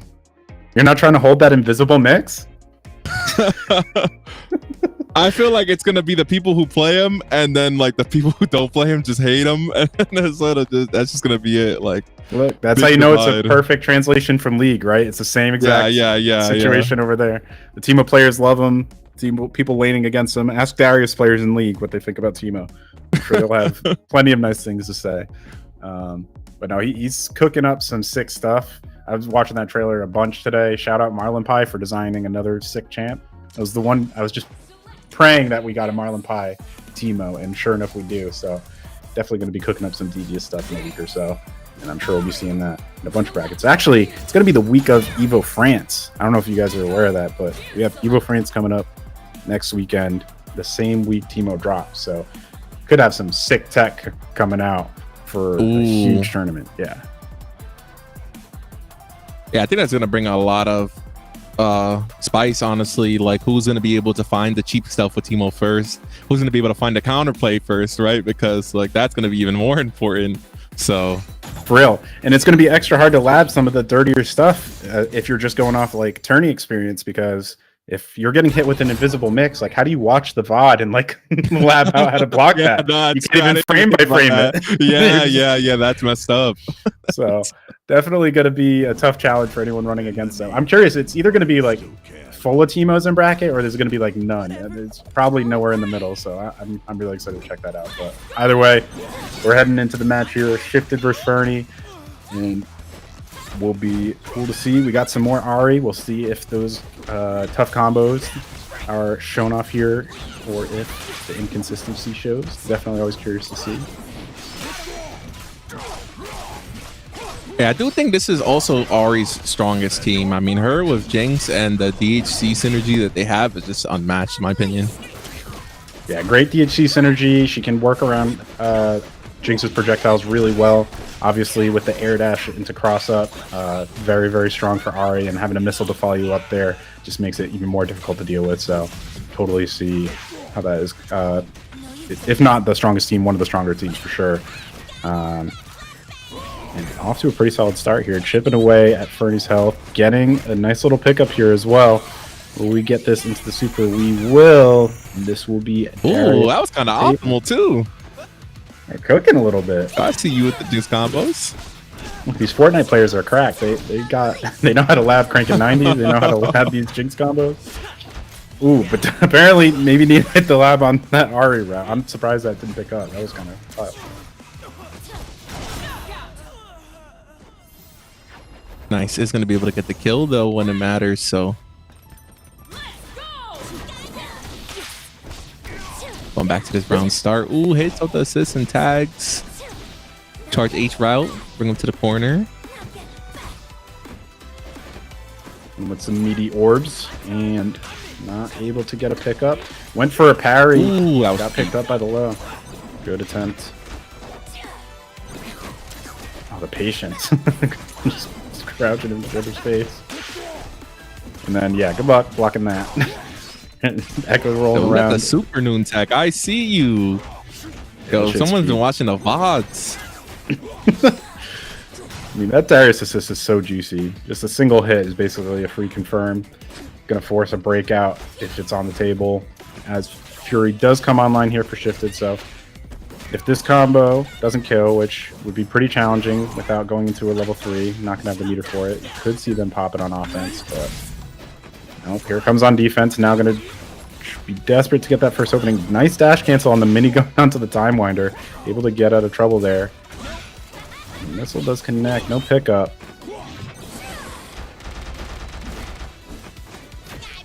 Oh, and a super assist is like one of the best in the game. Like so underrated. No one talks about it, but like the amount of damage it does and also the amount of pressure you get is insane.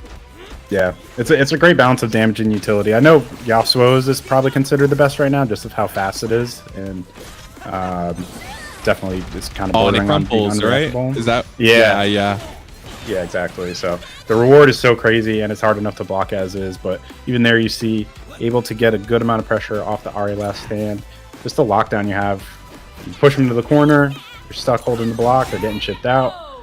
Definitely really strong, but not going to be getting enough value out of it to take that round as we get even up. Final round of game 1 here. Let's see who gets into the hot start. I mean, the scaling not looking great on this combo, but able to get into the corner. Gets picked up by the Yasuo jump charge H after getting tagged out. Definitely something to keep in mind in this game. If you tag out of a character while they're charging a move, they can continue to charge that move while they are not the point character. So you saw that to great effect there. You get a ton of value. This is going to be bleed applied back in the corner. Tough spot here for Shifted. Ooh, smart tag to escape the corner. Air throw. We do get a combo. Forces the break. Oh, and now we got tag out sequences. Tried to parry. Can take the throw. Oh, burrito. Oh, barely doesn't get it. Yeah, it feels like we're still in that phase where the burrito OS is not consistent enough, just with how tight the timing is on it, which I'm a fan of. An OS that strong should not be free, but definitely early on you're going to see it drop a decent amount. And this should not drop. Super Mega Death Rocket. Looks like it got the perfect setup here. That is going to connect, and that is going to be round 1, showing the way this shifted. You know, I just realized I'm starting to think the FN really could be Fortnite. Because wasn't Jinx like a super popular skin in Fortnite? Wasn't she like one of the only? Oh, it was. I actually have that skin. That's how you know That's it's popular, because I don't even play that game like that, but I have that skin. Hold on. I might have found this out. We're going to have to ask Shifted later. I'm too curious. I think that might be it.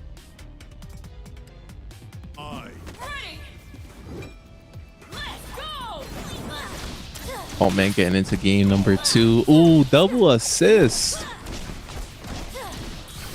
Full combo as well. Go for the limit strike at the end. Yep, we can generate that meter back. I think break was already on the table. Yeah, I mean, we're basically at the start of the game, so going to get a little bit of break meter there just to get that early. As you see, it's already going to get taken out. We're blocking these overheads. Oh my god, great patience. Oh my god. Hey, you got to watch that head. For and sure. that's a birthday. Look at that damage. It wasn't even like a crazy optimal route, and that's basically half of Ari's HP out the window. Definitely going to want to tag her out to start regenerating that gray health a bit. As you see Fernie continue to go for those charged Darius H's in the air as they tag out, and it's not going to pay off here. Darius is going to be chalked.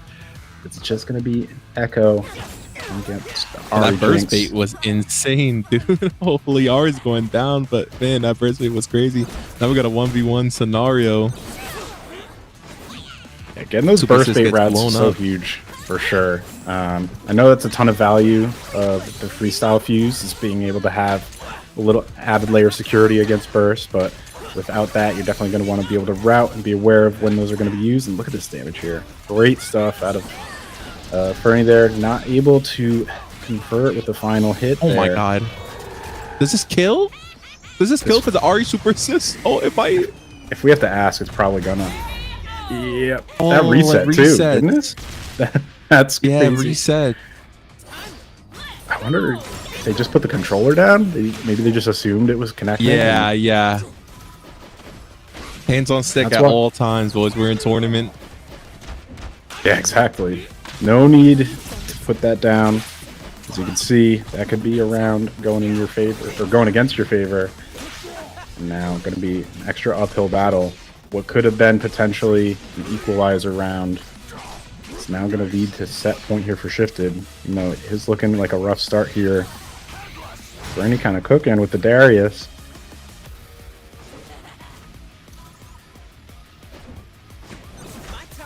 Just walking back and forth like a street fight. buttons. Yeah, for real.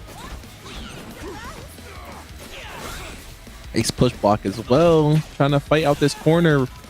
Roll attempt gets thrown.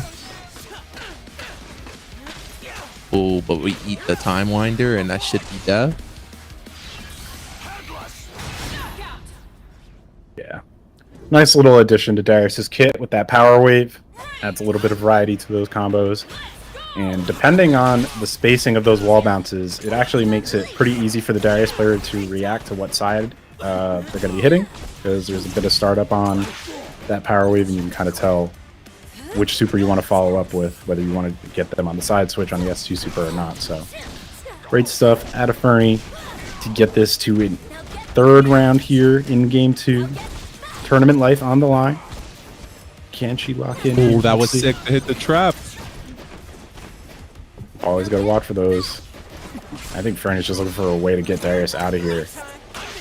You see the double assist. There's the tag. And the pickup is going to force the break out of Shifted.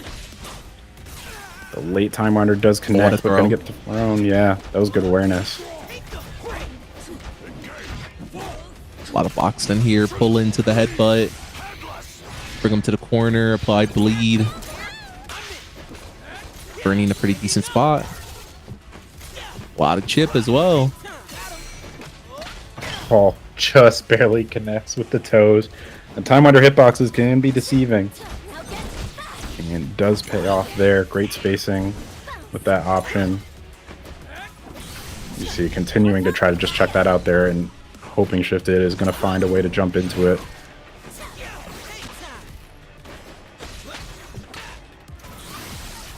What's the mix? Nice throw We're in the doing over the corner. We're RS. going for burrito. Ooh, Proof that the Fernie There on we the go. board, tying it up 1-1. Echo Shout out Chipotle. Fucking that OS is clean when it lands. It's definitely gonna get you high reward. But that gotta be the coolest name for a piece of tech ever made. I'm not gonna lie. It's so good. It just like opens it up to so many different variations too. Like, is it the carne asada burrito? Is it the quesarito? Like, you got so many different variations. So I'm sure we're gonna see that evolve over time. As we're seeing Fernie evolve throughout this set, definitely was off to a rough start, but kind of cooking now. The Darius is getting a ton of mileage, converting off these hits. I mean, definitely a very damaging character. And went for the parry on the apprehend, but a hair early on it. I'd have shifted, and now you got to deal with super putting you back in the corner. Can't even really tag out here because Ari is so low. Kind of just got to hold this with Jinx and try to find your opening. Interesting burst there.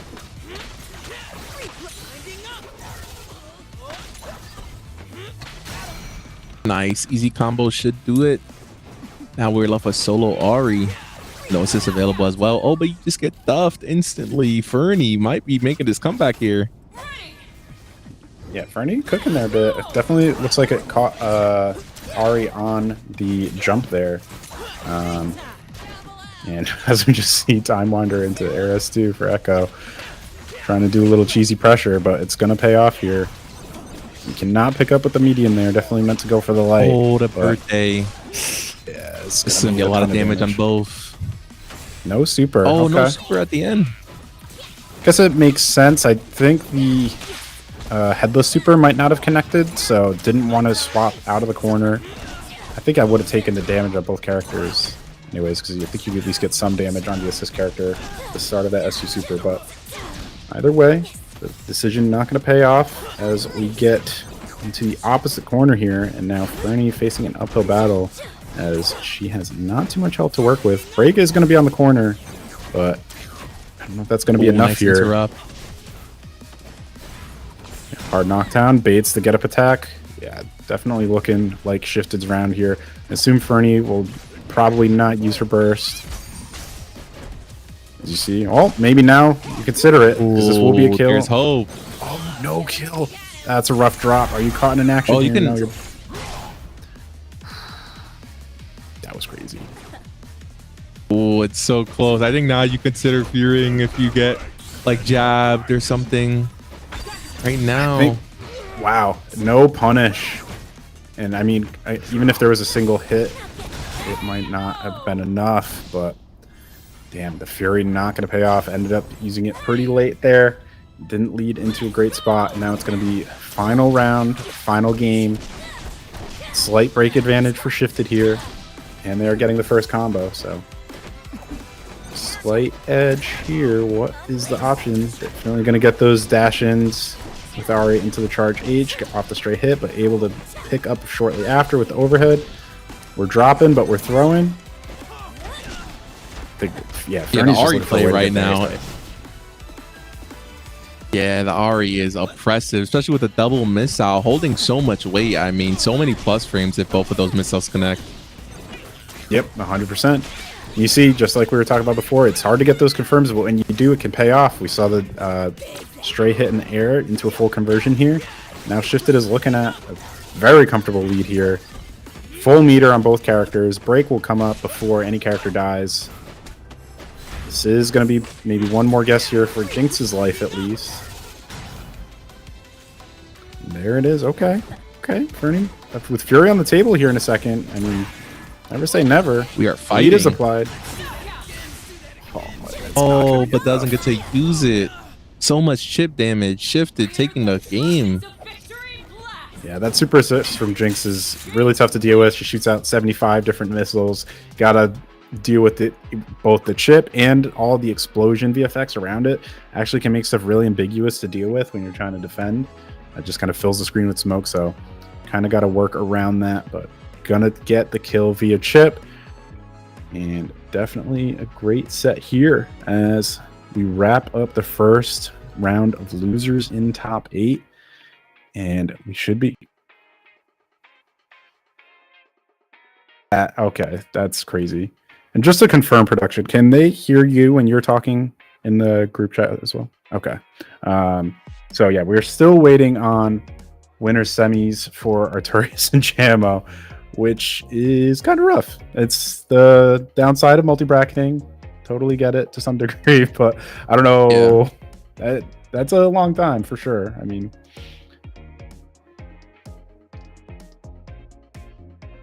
oh no.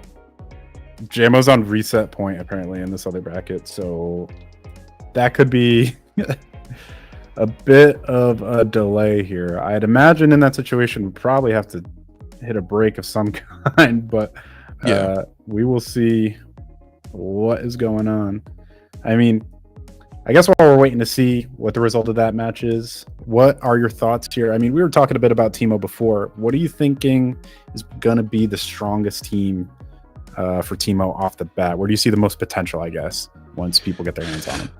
I mean, if Teemo doesn't come out with a balance patch, right? Let's say Teemo just drops and the game is exactly the same way, right? I'd assume you just play Teemo, shoot him if you got him, and it would be pretty good, right? Like you got Jinx on point, and then you shoot him, and then you call homie, and then you set up all the mushrooms, right? And then I'd assume that would be the best. Assuming that may not be around at the time. I mean, the next best thing is Alawi double assist, right? So Teemo Alawi double assist. I don't know if that's really his kind of flavor, but like to me, those are like the two strongest things you could do in the game right now, right? So yeah, probably one of those.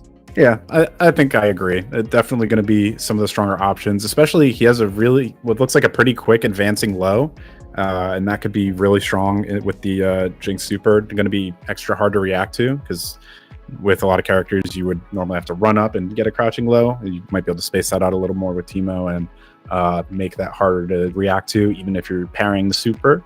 So you have some options there, or even if, like you said, if they don't go for that low parry or can't do it with the low, just start setting up shrooms. You can just set them up on both sides and make a shroom sandwich if you want. So that'll definitely be scary. I know I'm going to just be trying Blitz Teemo. I'm going to try to find a way to make it spooky.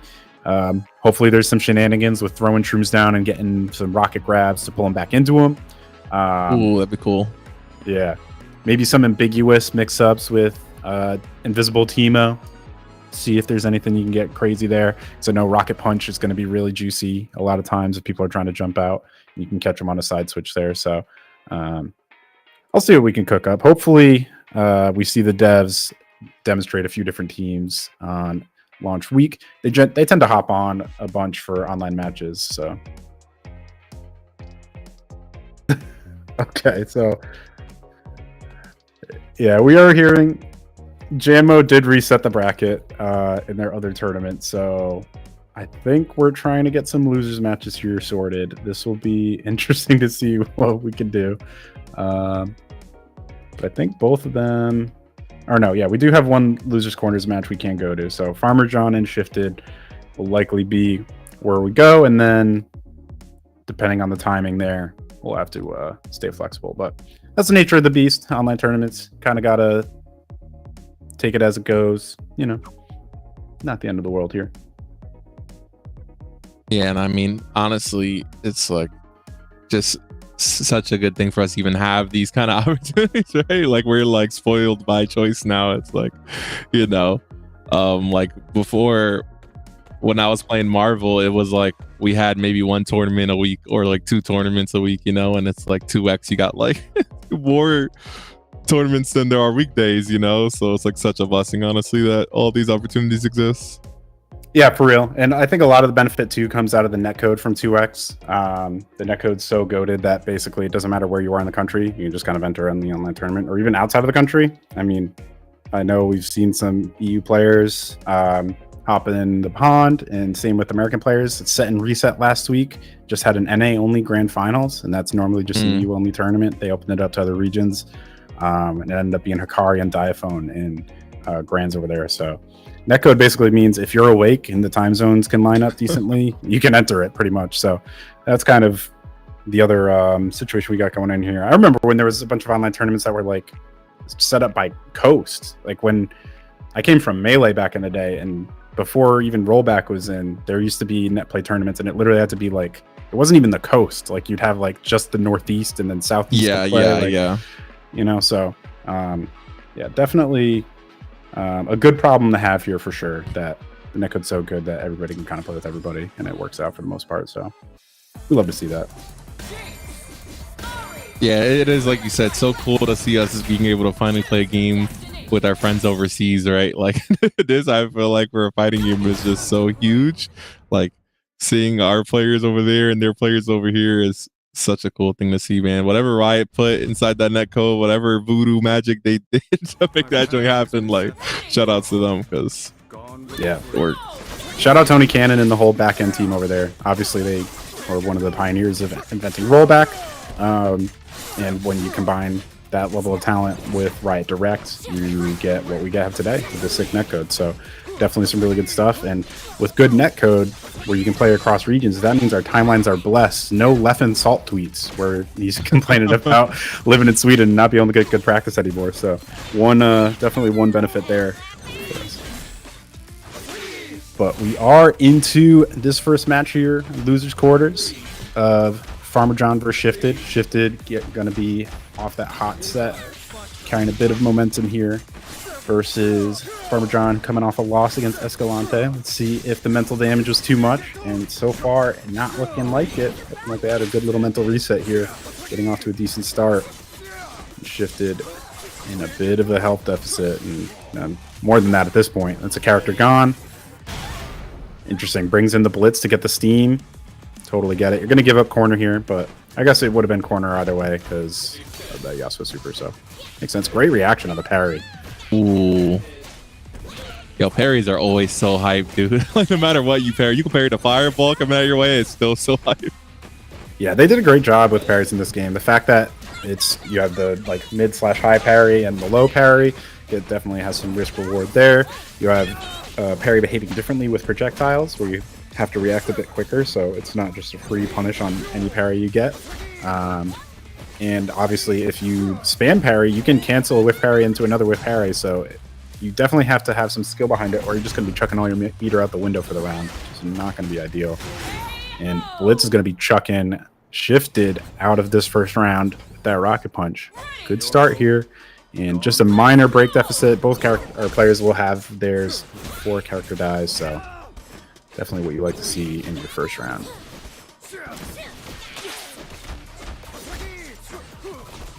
Nice hit on the tag there, and I do think that's the key to fighting this sort of team, is that when they call assists, to make sure that you tag it so that you lose out on those options. Ahri assist is honestly not the best, so I think that is like one of the potential downsides. She's able to get stuffed a lot, and you're able to kind of stop her potential as a tag out option. Yeah, for sure. You definitely want to have the Echo assists of the world that are super fast, really hard to react to. Not going to get stuffed that often. Definitely one of the downsides of Ahri's, especially since they got rid of her OTG capability on the Cold Star assist after the Alpha Labs here. And we're seeing Farmer John off to another lead here in the second round. If the Yasuo is able to get out of this pressure, could be in a great spot here. Trying to find a way to get Blitz in. No, just going to use the assist and recognize, hey, I can kill off this. We'll just finish the combo. No need to tag out.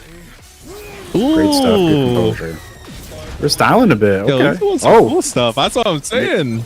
We'll be styling too much. Yeah. Damn. Styled so hard the combo dropped, but not going to matter with that type of lead. Yasuo assist is just going to chip out. And that is game 1 going to the Farmer.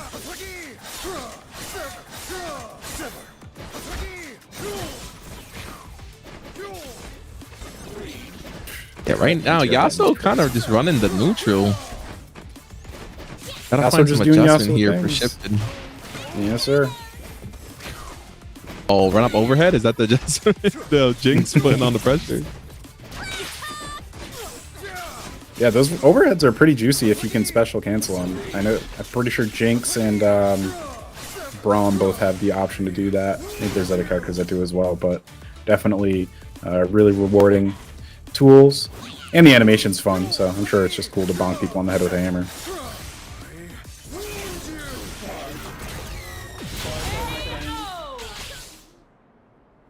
Damn, so this is kind of what we were talking about earlier on.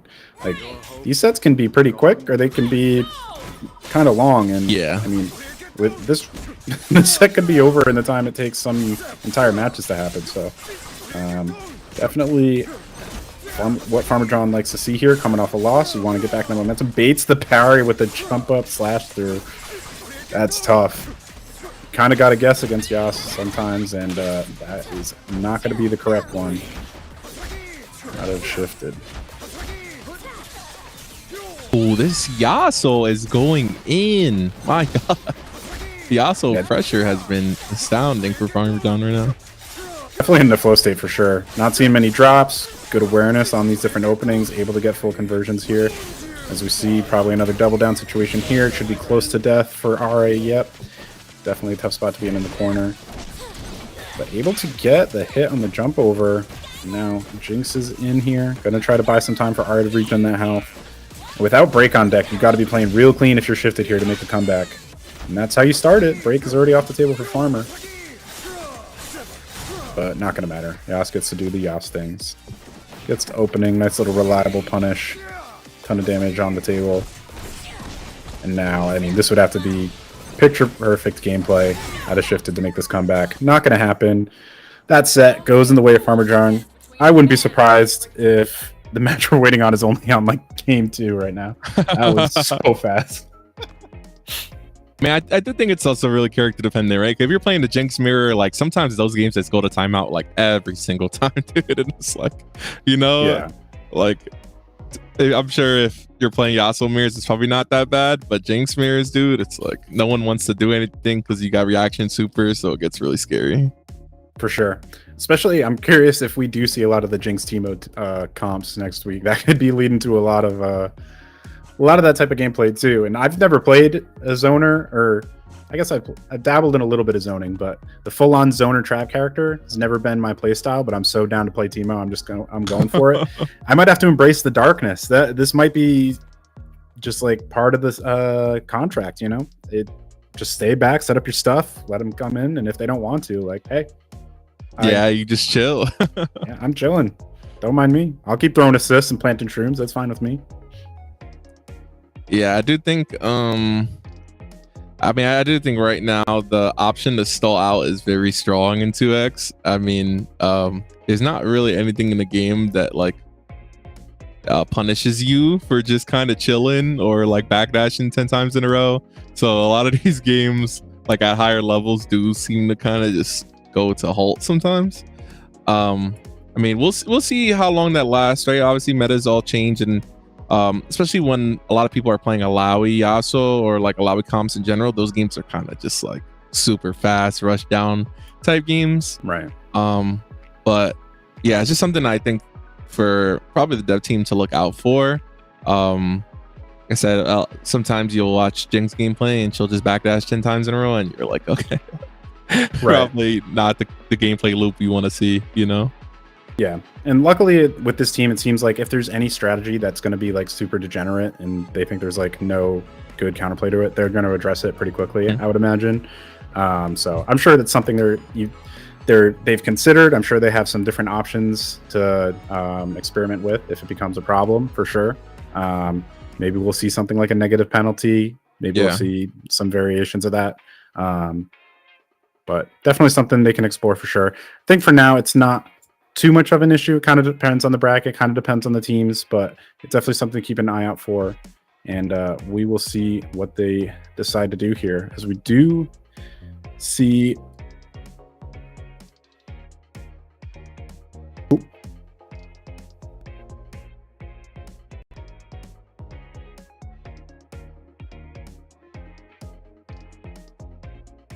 Sure. So looks like we are still waiting on Jambo in their set. So the decision has been made to DQ them out of their winners match. They will be moving over to loser side. So the next time we see Jambo, we'll be up against Obelisk in losers quarters. And we will be hopping into Artorias versus Escalante in winners finals here shortly, which I imagine will be a 1st to 3 as well. So definitely should be a banger set here. We're going to have to see some good consistency here to secure this, and obviously take the safe spot in Grands, where you have to lose 2 sets to lose the tournament. So a good bit on the line here for these bragging rights, and we will see who is more locked and loaded. Artorias kind of getting iced out a bit, not being able to play in this last round. Curious if they were just playing matches on ranked, grinding out training mode, maybe just watching matches. So we'll see if that is a pro or a con. I feel like it kind of depends on the player a lot of times, especially in online tournaments where it's not a major. There's like a little less nerves on the line, so you could totally see it not being a huge issue. Or maybe if they're super execution heavy, maybe they have cold hands now and could go Escalante's way. We'll be having to check this out and see how that goes. Yeah, usually for me personally, I don't want to wait, you know, like I want to just play. Like once I'm in the flow state and I'm running matches and I'm getting cold and doing stuff, and then you got to wait like 20-30 minutes for something, it's like kind of takes you out of it a little bit, you know. Like you said, everyone's different. It's just a mental thing for sure. But like for me, I'm like, Brand, I'm ready to play my next match. Like as soon as my match finishes, I'm like, dude, throw me in there. Yeah, I'm with you too for sure. Especially on winner side, like both obviously neither player's lost a set, so that's going to be feeling really good. You're going to have a lot of positive momentum. So generally speaking, I'm sure a lot of people would just want to play match after match, but we'll see what was going on here. Definitely, I'm just so curious when you have a match lined up. I'm sure you don't want to hop into longer sets. Like you're not going to be hitting people up, say, hey, like I keep warming me up here. Like I think I could be going in any minute now. So just curious to see what those options were, but we'll be seeing here shortly as both players are at the setup, or I think it looks like we have one at the setup. Sorry. So should we get the other here shortly, and it'll be a banger of a winners finals here. I do think looking at these team compositions here, I do think that these are, like, in my opinion, arguably the top 5 in the top 5 like best teams in the game. I mean, Echo, Yasuo we've seen with Wawa, as well as like I feel like every day there's some new Twitter tech for that team where they're like, I got more damage. And I feel like eventually I'm gonna go on Twitter and they're like, I TOD'd you fucking 5M round start. And I'm gonna be like, okay, like that just sounds about right, you know? Like they just keep pushing the envelope every day. So I'm sure it's coming. And then Escalante, as we've seen Sonic Fox display this team off, and to great popularity too, right? Echo, Jinx, shoot him if you got him. So the power level of these teams are very close to each other. I think it's going to be a great set. Yeah, agreed. And especially with those two player comps you're talking about, it's going to be great to get some notes on the match, get a feel for this matchup, as we're hoping in a week and a half or so, next weekend at Evo France, we should be seeing Wawa versus Sonic Fox, assuming they continue on their dominance for the first time. So it'll be interesting to see. Obviously, I don't think anyone's expecting the same level of play out of these two players. No shade to these guys. We're talking about two of the GOATs of the game right now. But it'll be cool to see just how much of a jump up there is between what we see here and what we see next weekend. Assuming those teams stay the same. Because again, Teemo is around the corner. I saw Sonic on the timeline today saying they were considering picking Teemo up. And I'm sure when they saw the invisible mix, their eyes lit up for sure. So who knows? That could all be out the window. But either way, definitely good to see this matchup here. Obviously, two of the most popular teams as well, with Team Time Bomb, and then the mix machine that is Echo Yasuo is pretty gross. So, yeah, I'm definitely excited to check it out. Yeah, I do think like if they don't meet up in bracket for whatever reason, like they have to play a long set. Like I'm calling it right now. Like if for whatever reason one of them gets upset and they're not grands. Like someone's gonna be like, all right, bro, like first to 10, like you got a sponsor or put money up or whatever the case may be. Like the streets want that set, you know what I'm saying? So it has to happen. I do think, you know, everyone's expecting it to be grands, but if that's not what it is, like it's gonna happen. I almost guarantee it. Cool. We are going to be hopping in the match here, but yeah, I'm definitely curious to see if they're even seeded 1 and 2, because I know Sonic hasn't really been entering much at all. So I'm just very curious for Evo France. I assume they will be seeded 1 and 2, but you really don't know unless it's already been locked in. No. Yeah, so production was just checking, but yeah, it'll be interesting to see for Evo France, because with not as many tournament results, definitely curious to see how it lines up. Would be awesome to see it in Grands for sure. It would be a banger set. And if not, like you said, could get that salty sweet match type of thing. Maybe Sonic will get a little rewind of the Perfect Legend debacle back in the day. If you know, you know. I would be a fan of Oh, he seeing just that. whiffed throw into. He just whipped throw on the break. I've never seen that. Yo, I feel so broken. Oh my god! I always see something I never seen before. I didn't know you could whip throw on the break. That Yo, guy's that's always messed got a up. backup plan, man. It's crazy. Always got something in the back pocket. You gotta love to see it.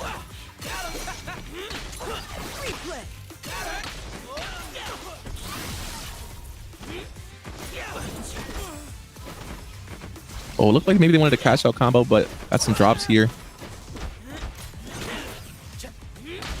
A little bit shaky at the start, but no punish on the second S2 follow-up. Doesn't matter. Able to get a pickup afterwards, right into the classic setup. No tag launcher, so there it is. We're just doing one more up and down.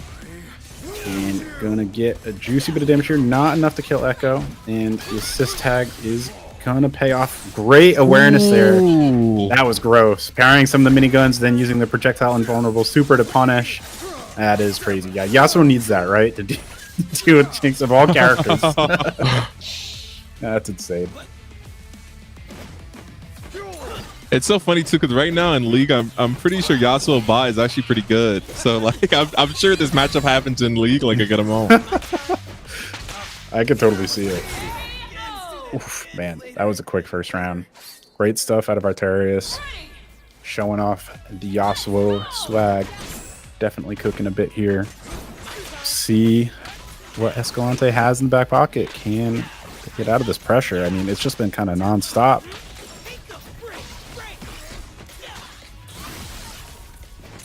Nice, taking the limit strike, going into the burrito setup. Able to forward tech out of it. Oh, but we still got the clone. Oh, wow. Barely gets interrupted there. That's brutal. Oh, this is the fun route. That's cool. We love seeing the charge launcher. That's 3 time winders in one combo. And still getting Yasuo follow-up after. Went to go for a force roll there, Reed. Not able to get the throw after, but definitely plenty safe and neutral and just kind of can reset that pressure. Retreating guard is going to pick up after the handshake tag. So no reliable way to pick that up there. So we'll see Escalante try to set up this Jinx Super in the corner. No, we're just throwing Clappy.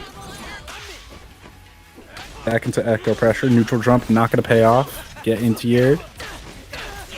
Oh, wow, we got these routes on lock today, huh? This is awesome to see out of Arterius. And Burrito OS is going to pay off there. Probably seen about a 50% success rate with that today across all these matches.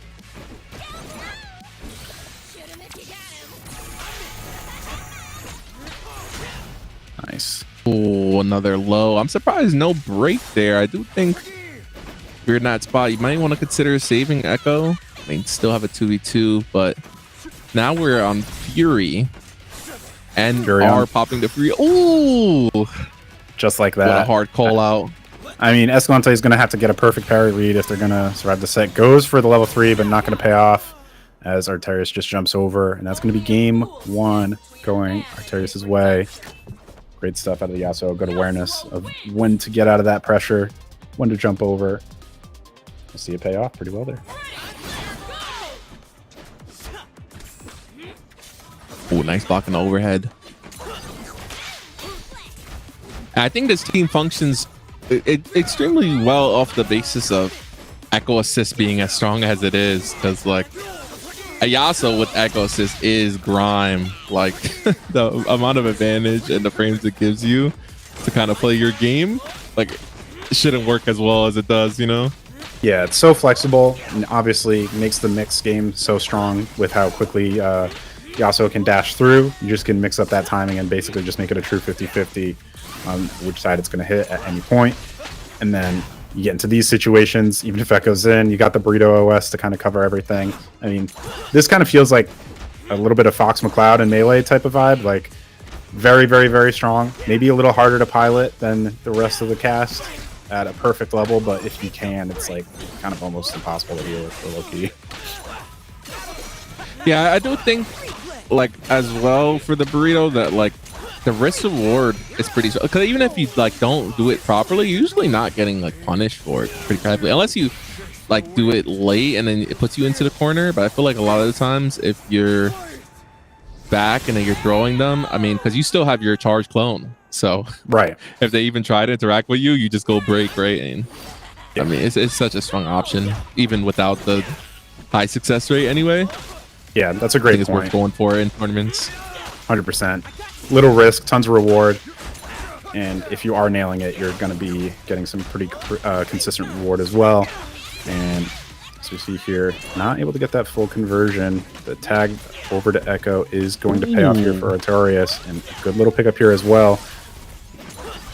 Limit Strike, generate that meter.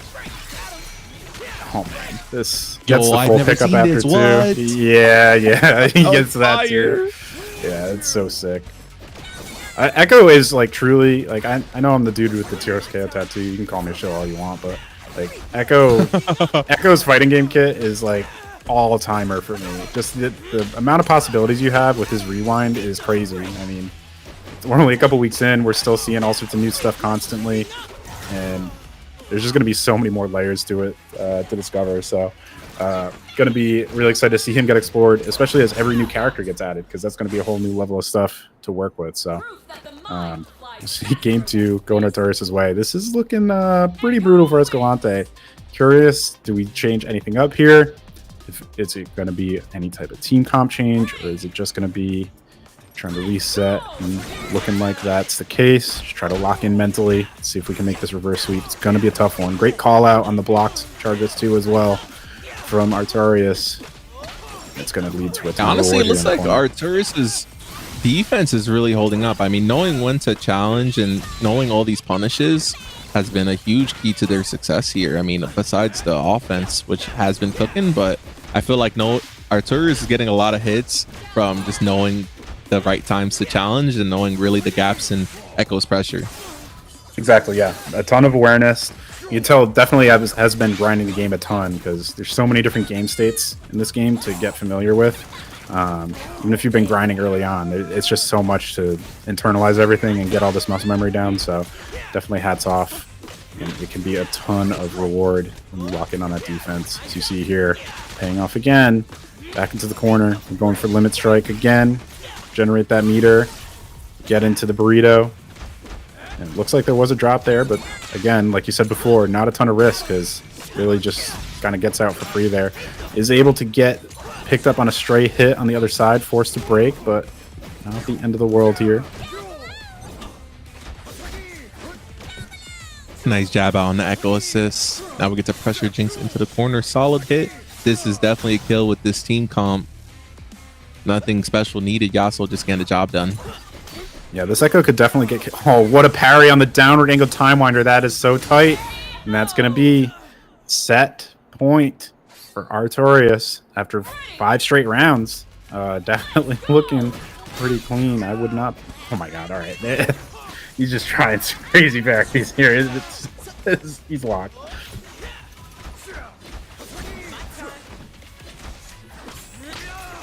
Oh, nice escape for Escalante. Now it's time to finally get things going. Tag launcher route. Just like Artorias before, the defense paying into great reward here. You see Yasuo almost dead off that. And it is going to be a dead Yasuo. Getting the pickup into a quick little happy birthday here. And this is immediately a huge turnaround for Escalante. See if they can clutch out this round. Goes for the mix. Good defense out of Artorias. Calls out the charges 2 with the parry. I mean, definitely, basically 2 full health bars to get through. Fury is available. And another huge parry. Not going to matter when the Beam Super's there to back up the Echo, but good stuff either way.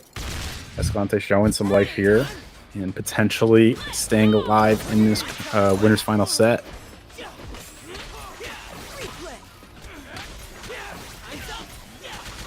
We know what's coming here. Solid hit. Yes, sir. Limit Strike. Burrito time. Okay. Yeah, it's so valuable. Save, and there's still a charge clone. Like, just the fact that that OS comes out of a Limit Strike situation too is so valuable because not only are you getting a little extra damage, you're getting extra super meter and break meter. So like fuels itself by going into the install super and getting you that valuable break meter when you're on offense is huge. Makes you feel way more confident to swing in neutral and go for some risky stuff. As you see again. Oh my goodness, again. Yeah. I mean, you can't try it at this point. You got to be locked. Okay, right back at you. What a I'll show you a though parry. from Ethan. Oh my god, the parries. Canceled the minigun a little earlier there with the zap to try to mix it up, and did that end up paying off there? That's a great adaptation out of Escalante. Not able to parry the full beam super here. That is a dead Yasuo. Okay. This could be a set here. Let's see. This is going to be a pretty uphill battle for Artorias. But does get the first big hit. So you know what's coming. Let's see. You got to execute here. If you want to secure this round. Is able to do that. Echo versus Jinx. This is going to be tough. Fury on deck for Jinx as well. After all this damage, this is going to be tough for Artorias. Going to have to get at least 2 touches here. Not able to do that. What a dash up the row from Escalante. Honestly, after that, might be building up some confidence. Trying to move on to game number 4. I mean, that's got to feel good, right? After a pretty brutal start, losing, I believe, 5 straight rounds. Or if not, at least 4 straight rounds. And able to bring that 3rd game back. Definitely showing signs of life. Now, well, you do have to sit through this Yasuo combo and watch the damage pile up. There is a drop, okay. So, that is definitely a fortunate break here for Escalante. And we're going into the super mix. Artorias does jump in the air to force it to just be a left-right. It's only going to get a brief window of defense there as they're opened up afterwards. Definitely a scramble here.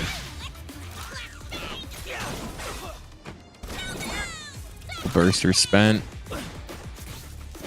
Resources kind of even right now. Oh, had a parry, but not ready for the follow-up. Nice. Tag in, bring in Jinx. Galante playing very safe. Wow, was that the parry on a Time Winder assist? That was crazy.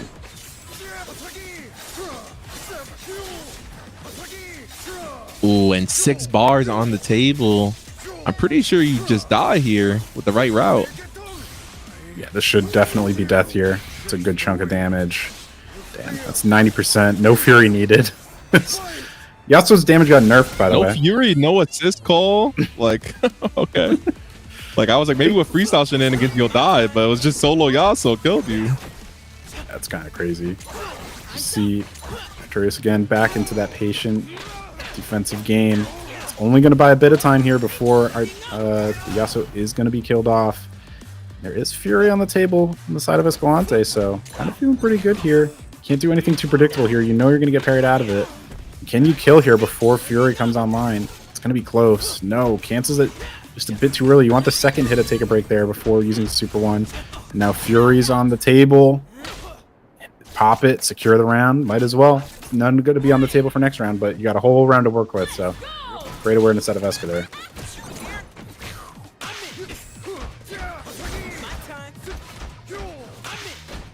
Yeah, it looks like Escalante starting to see the pressure a little bit, making some defensive adaptations, but can only block for so long, as they say. Yeah, especially in this game. You're not going to see any Dragon Ball Fighters block strings in this game if the players know what they're doing. There's way too much sauce on the table. You see parry again, paying off huge for Artorias. This could be a dead Echo, and it very well should be. Oh, dead butt. Sure enough, there's the drop. Are we going for it again? We are. Every time we got those. Yeah, someone's been hitting the lab with that for sure. That's super consistent, it's looking like.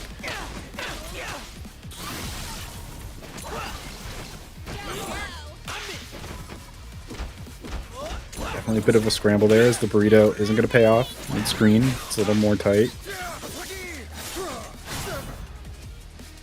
And that is a dead Jinx. Now again, burst was spent at the beginning of the last round, so Eska is going to have it going into the final round here. Only about a third remaining for Artorias, and that's going to be the only difference in resources here in the final round of Game 4. So Artorias going to secure their spot in Grands. Is Eska going to bring us to a Game 5. Oh, nice pressure there. Freestyle stuff. Oh, but the tag out. Ooh, and challenge on the monkey bomb was kind of insane.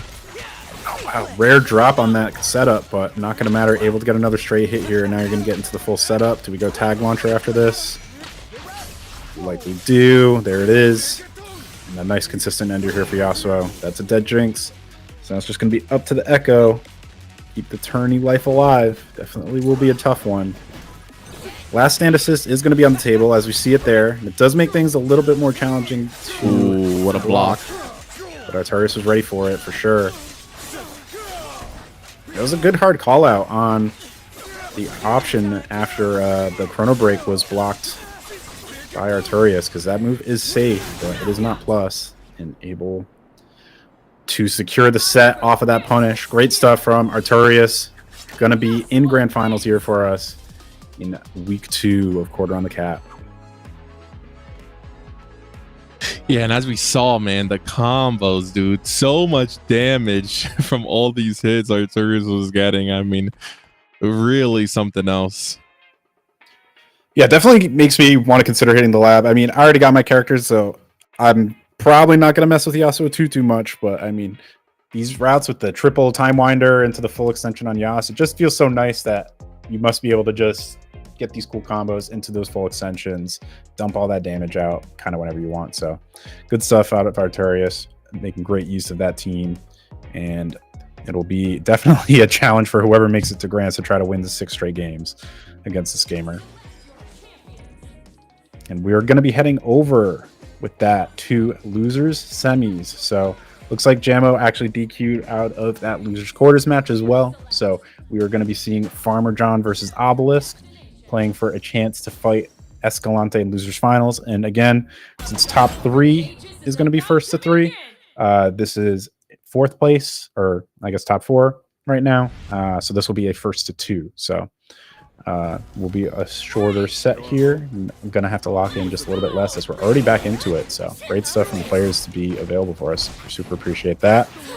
And we get to see my boy Blitz, who I guess is now an NB bot, which is totally cool, but got to fight the muscle memory of calling what's him for over a decade at this point. They definitely threw us a curveball on that one, but makes sense. So get to see our favorite they them robot in loser semis here. Let's see what they can cook up. Oh, break and go in. Oh, and the block on the burst. That was sick. Oh, unfortunately got a dash cancel there, and then we get punished for it. It's very unfortunate, but Farmer John taking full advantage here, going into combo, slam him down, get the scheme up. You do die from a command grab here, so very scary RPS. Yeah, I think that was a misinput because had a good call out on the forward roll, ends up just throwing Rocket Fist rather than the command grab, which should have been a guaranteed follow-up there, but gonna have to deal with a bit of damage here from the sidekick Ari. Blocking one overhead, not the second, and that is a dead robot, assuming you don't drop these. There it is. So Yasuo versus Ari, the battle for Ionia. Who takes the first round of loser semis here? And that last stand assist gets so much value and able to pick up right after. Great patience out of Obelisk, taking the first round, showing sidekick has some life here.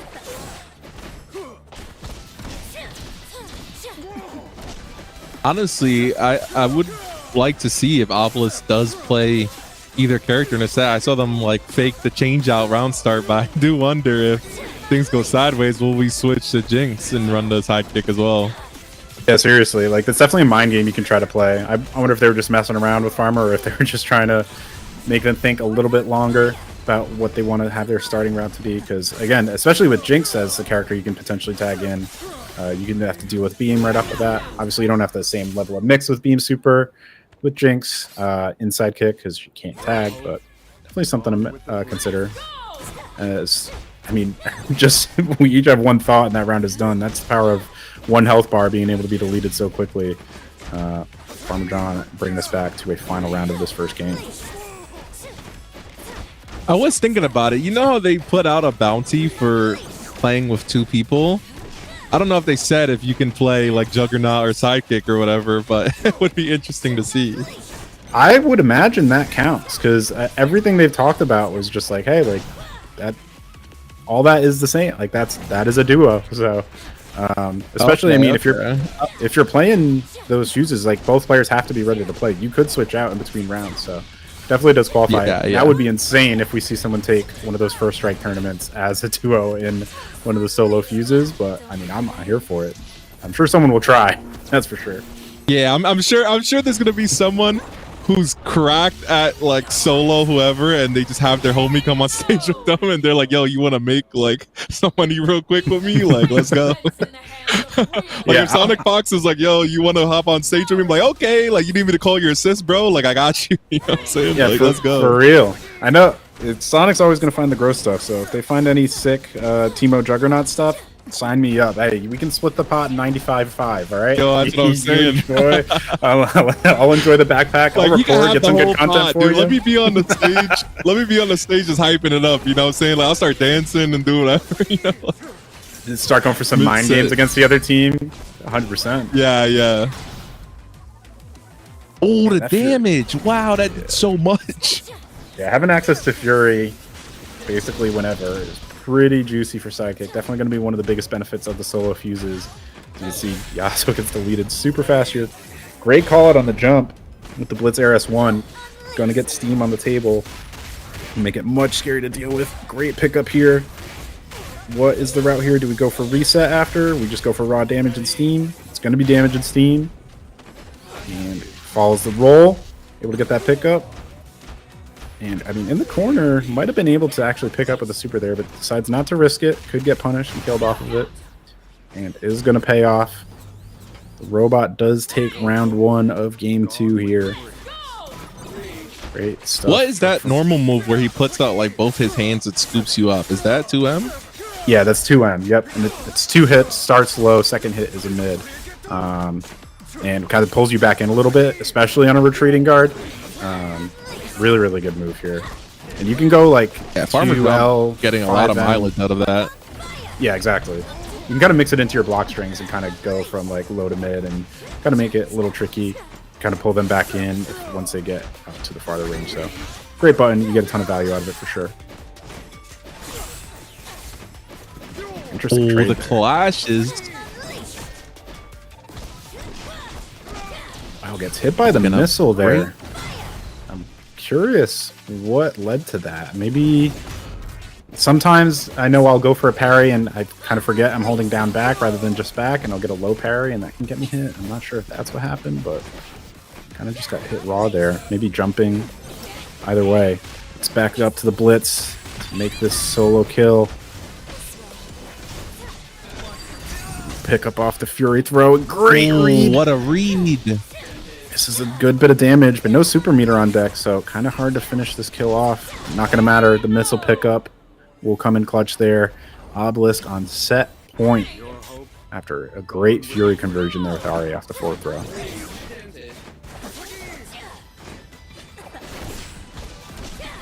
That cross-up button's so good. Nice hit. Yeah, we got the charge H routes. Bring them all the way to the corner. Super, extend, and then limit strike. Oh, we're ending with the tricky stuff. That was cheap. That was cheap. Did get a bit more damage after the reset, but not able to get the full conversion. Now Yasuo gets to do favorite route here. Going to be going into the Blitz. Not able to get Steam off the super, but still 50% health gone for Ari. Now it's up to the Blitz here. No, not even. We're just bringing Yasuo in to get deleted by the Jinx. Last stand assist. That, I mean, that was like, what, a third? 25% of health gone from a single super assist? That's crazy. Yeah, Jinx super assist is no joke. It does so much damage, even on block. I mean, the power level of those assists are insane. Seriously. Oh, nice. Did we beat the Furious? Yeah, I kind of have to there. I'm surprised they didn't go for the hard read on that activation there. I feel like kind of had to go for it if you're Farmer John. But able to kind of get back out here. Now Fury's about to be back online for Obelisk as well. Curious to see when they pop it. Probably wait to see if they get hit rather than using it in neutral. Not even. Oh, using the block to take their turn. Hey, might as well. Obelisk. Using it to take the set 2-0 over Farmer John.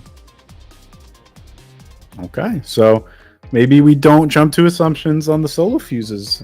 We have one in top 3 here. We'll see. I mean, Escalante, I believe, or this was actually a rematch from. I was going to say I thought they might have played before. So Farmer John did win 2-0 in winner's side against Obelisk, and now Obelisk does make the run back here in loser semis.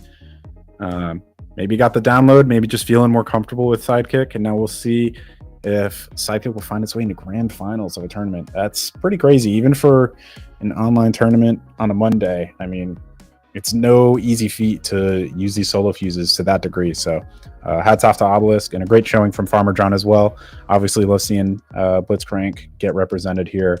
Yeah, was a super fun set. We should be heading over into losers final here. Escalante and Obelisk, and another first to 3. Yeah, going into the longer set here, I do think Escalante is slightly favored, honestly.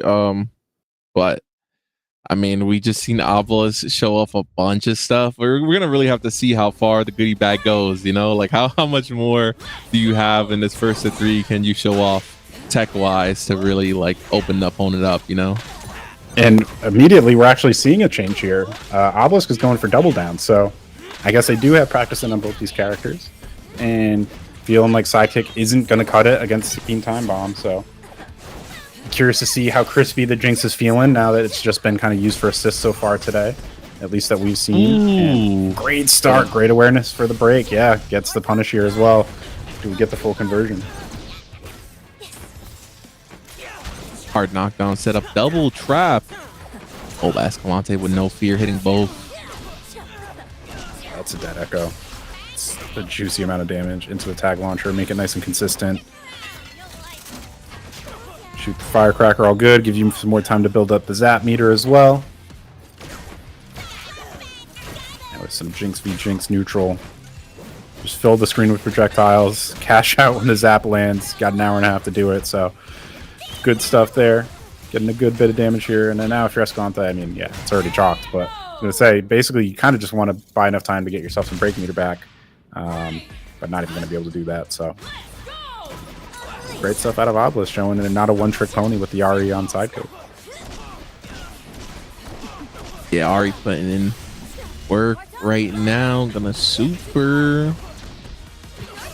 Ending in tag launcher. Okay, bringing the Jinx in. Setting up the monkey. Oh, a back from Escalante does not get punished. Good awareness there that the minigun was going to connect. Situations like that are so scary when you air brake because your other character still has to touch the ground, right? So right there, I mean, Super Tag could have came through and just killed Echo, but fortunately for Escalante, our team is alive. So, damn it, great stuff there out of Escalante running the opposing character into the time winder behind them as they were getting up. Always a pretty cheeky option there. You can't be holding up back into that or try to press. And it does pay off. Yep, double overhead is going to get the opening here. And we were talking about those R combos being a little difficult to get done consistently, but Obelisk was saying, hey, I got those. I've been hitting the lap. I ain't worried. And that's going to be first game going their way as well. Definitely riding the momentum here for sure. I mean, I think it's really impressive to be going just from sidekick to double down like that in losers finals of a tournament and finding success. I mean, that's a lot of confidence with your team right there. Yeah, Jinx has been putting work in as well. Not a sidekick, might be a main hero at this point. Oh, and we got the Ari stuff. To the trap. Okay, looks like it's going to be a reset scenario then. Oh, that was so cheap. Yeah, that was actually gross. Great awareness would break there out of Eska because that reset is kind of gross. Flip the trap. Good patience. I mean, Jinx loves to set up those traps in the corner. She gets a throw after. It's going to be a full combo. And, I mean, the assist character there was getting beat up a bit for Eska. But able to live, so going to start regenerating that gray health as we go back into the Jinx Ditto. Throwing those projectiles all over the screen. Echo goes down here. We got a 1v1. Super Assist gets called and blown up. I do think so much of this mirror is on who has Zap. I mean, as you saw right there, I was about to bring it up. Who has Zap really holds all the cards in this mirror match. So, Right, you got to watch for it. On Abla's side. Wow, we're just chucking out that Super Mega Death Rocket.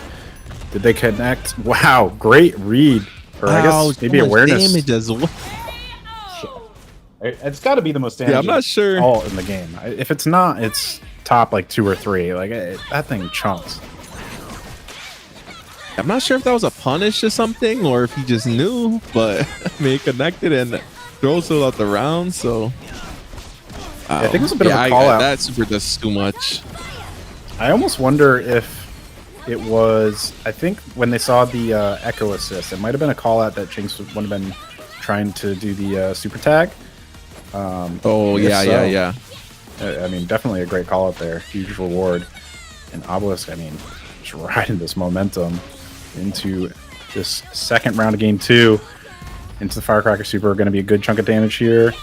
Obviously going to be able to flip out here if you're on Eska's side of things. And, damn, the awareness to jump out there, avoid the throw. Ooh, good stuff. The drop. Oh, but we got to reset. Go for it here. Nice, Tag easy combo. Yep. So be a good bit of damage. Should be alive here still, but obviously a tough spot with that low amount of health. And great call out. Oh wow! Actually gets interrupted by the Ahri assist barely, and what should have been a dead Jinx there. I mean, does end up dying low key, but definitely works out a bit for Obelisk there. Great assist usage for sure. Oh, the overheads. All the overheads. Oh, man. 5 overheads in a row. Oh, we got Fury mid combo as well, and that's going to be game number 2 going for Obelisk. Can Escalante make the adjustments? If Ahri's got the momentum like that and they're cooking, I mean, you got to just unbound the down button, right? Like yeah, there's kind of no, there's going to be chucking overheads at you all day, and you see it pay off there. A couple straight hits and then into the full combo. Good awareness to use the Fury to secure their game as well. Now we are facing potentially the final game of the set. Oh man, that's not what you want. Break gonna be called out with the block. You know, a ton of damage out here on the Echo as well. Both characters gonna be under 40% health. I mean, one touch each could be death. There goodness. It is. Oh, these resets. The resets from Obelisk this whole set have been OD. God damn.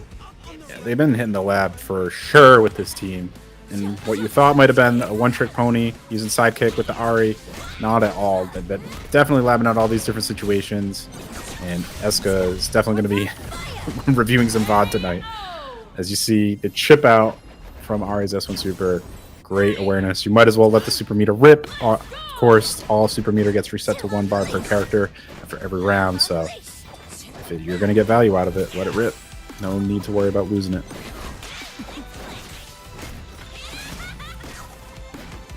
Oh, nice. Got the break.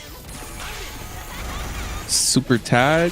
Oh my god, Ahri was safe there? What? Yeah, that's insane. I don't know how she was able to block. That was literal perfect, pixel perfect spacing, I'm pretty sure.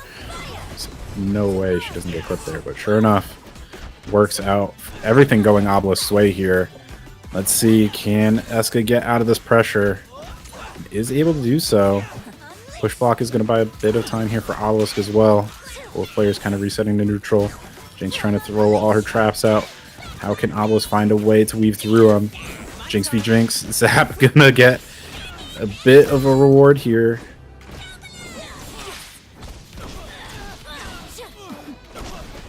Yeah, we have this kill on Echo. Now Obelisk up 2 characters to 1. Solo Jinx has to make it happen. Ooh, Like Solo Jinx is gonna or not gonna make it happen, yeah, because this Ahri is absolutely cooking. Do we have another reset here on the table? No, we're just dumping damage out. And that might be the sweet spot for too. damage. No. Can we get 2? Oh, okay. That's crazy. Is a hit stun just that low? He just flips out. That's wild. Damn. Just like that. Obelisk. 3-0 over Escalante. I mean, yeah, such dominating fashion. Yeah, that was clean. I think that was one round going Eska's way, that whole set. Definitely not what we want to see, but I mean, with every loss, there's a ton to learn. And I mean, like we saw with all those different resets setups, definitely something Eska can take a peek at and see. Maybe there's some variations of those they can incorporate in this team, or at least know what to look out for next time they run into the Jinx Ahri, because you definitely have some really strong options there you got to keep an eye out for. Because in this game, getting opened up right after a juicy combo, I mean, you're usually going to be dead unless breaks on the table. So those resets are extra valuable in a game this dirty.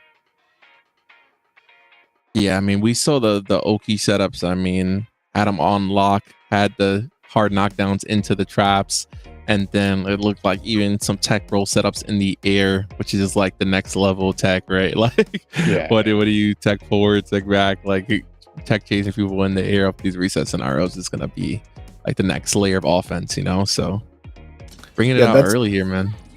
Yeah, there's definitely something that seems like it's not super explored right now, as people are beginning to get into those layers of those, with those reset routes, because obviously you can tech forward, you can tech back, but the third option is you can hold down and not tech.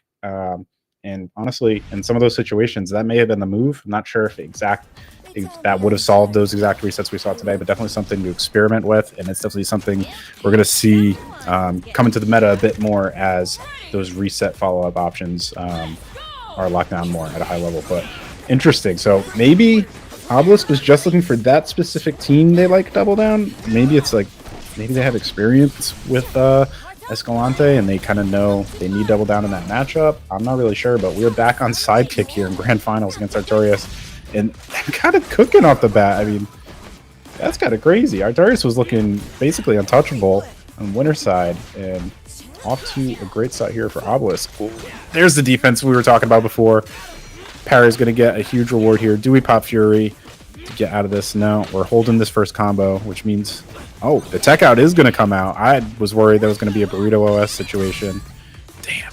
Ooh. What a parry Miss me with the boomer check. Fury in. Oh my god! Oh my goodness, we got those. We are dialed right now. Terrace is a parry machine right now. Ooh, into the burrito. Full combo. Run it right back. Oh man, not like this. Like Echo can rewind, I can rewind. We'll just do it right over again. No problem here. Ton of damage out, and then that super fast air throw. Gonna secure it after what was a pretty sick little start there from Obelisk. Immediately Artorias turns it around and says, nah, you're gonna have to earn this for sure.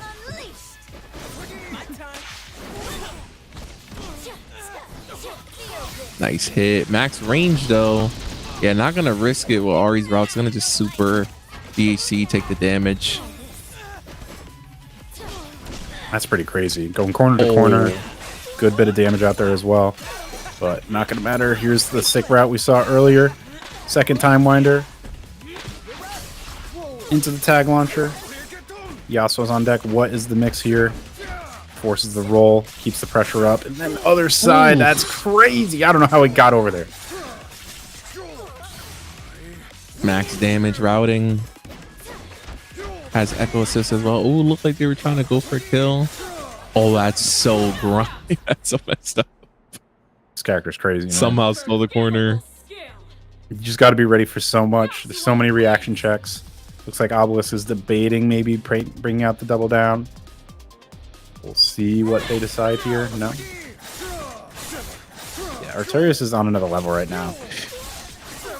These mix-ups are insane. Showing off the Yasuo sauce. Oh, goodness. So much pressure. Ooh, we got setups. When do you get to breathe here? Force the Fury, we take our turn back. Ooh, that shimmy was kind of godlike. Survival is. We're shimmying these pulls out here. This is crazy.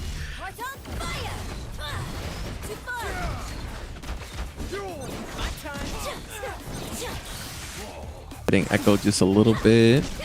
Damage on Jinx not going to matter since we're sidekicking it up. So, pretty fortunate turn here for Obelisk. Oh, interesting. Not able to get Yeah, I don't think that was a drop there. Tried to get a pickup afterwards in the scramble, not able to do it. Now with no break on deck, it's going to be a ton of damage and likely, I think they might be living with a pixel. Oh damn, that was a good bit there. Could be just a little hard to tell with the streaming quality on our end, but don't forget too, with the sidekick, you are able to use that brace mechanic. So if you are timing those hits with the opponent's hits, that's going to reduce the damage by a bit. I want to say it's 20% or so, maybe 10%. Either way, going to help keep that character alive, and I'm pretty sure that's the only reason Ari lived in that route there.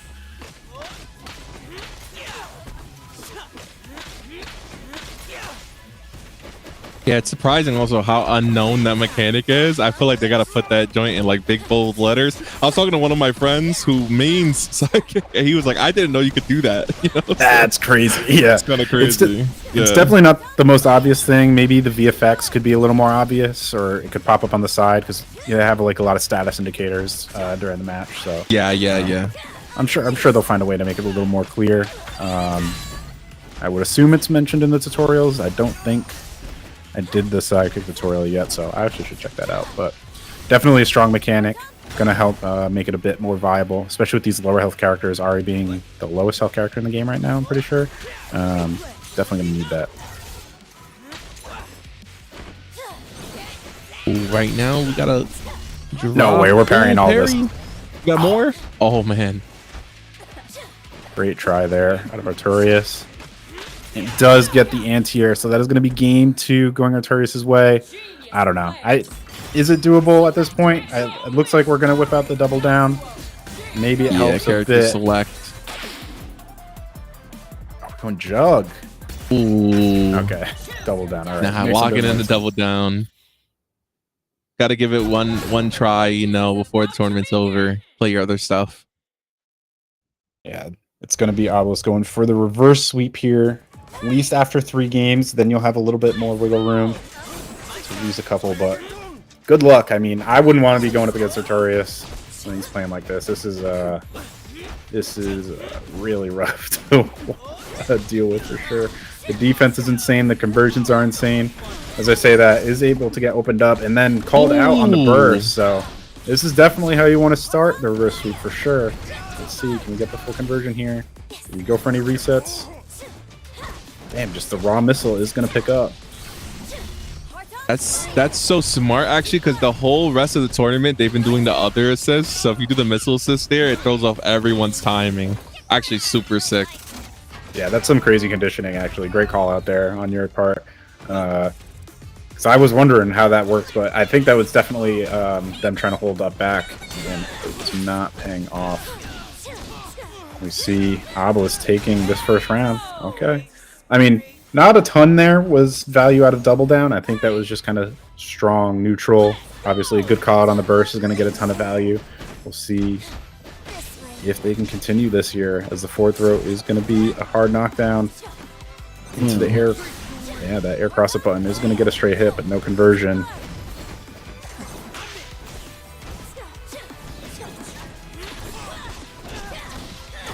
Nice anti-air. Full combo. Got a setup. I wonder if we will see the super tag coming through soon enough. Yeah, you would think so at some point. It's not something I've seen Obelisk go for too much here. I mean, it seems like they're just kind of reluctant to bring Jinx in unless they need to.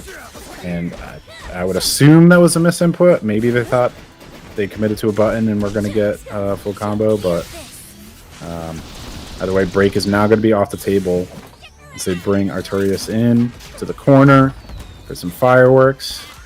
I assume we flip out towards mid-screen, and the missiles are able to get damage onto Echo and Yasuo there, honestly. So Echo's going to be down to just a bit of health here.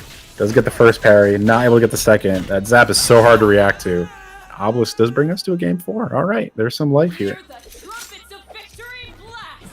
Yeah, it looks like having access to Jinx, just the threat of her being on the screen and being able to tag out has been enough. You know, like, hasn't need the option. I'm pretty sure Jinx played maybe like 10 seconds of the whole set, but you know, the threat of her being there looks like it was enough to kind of spook him a little bit.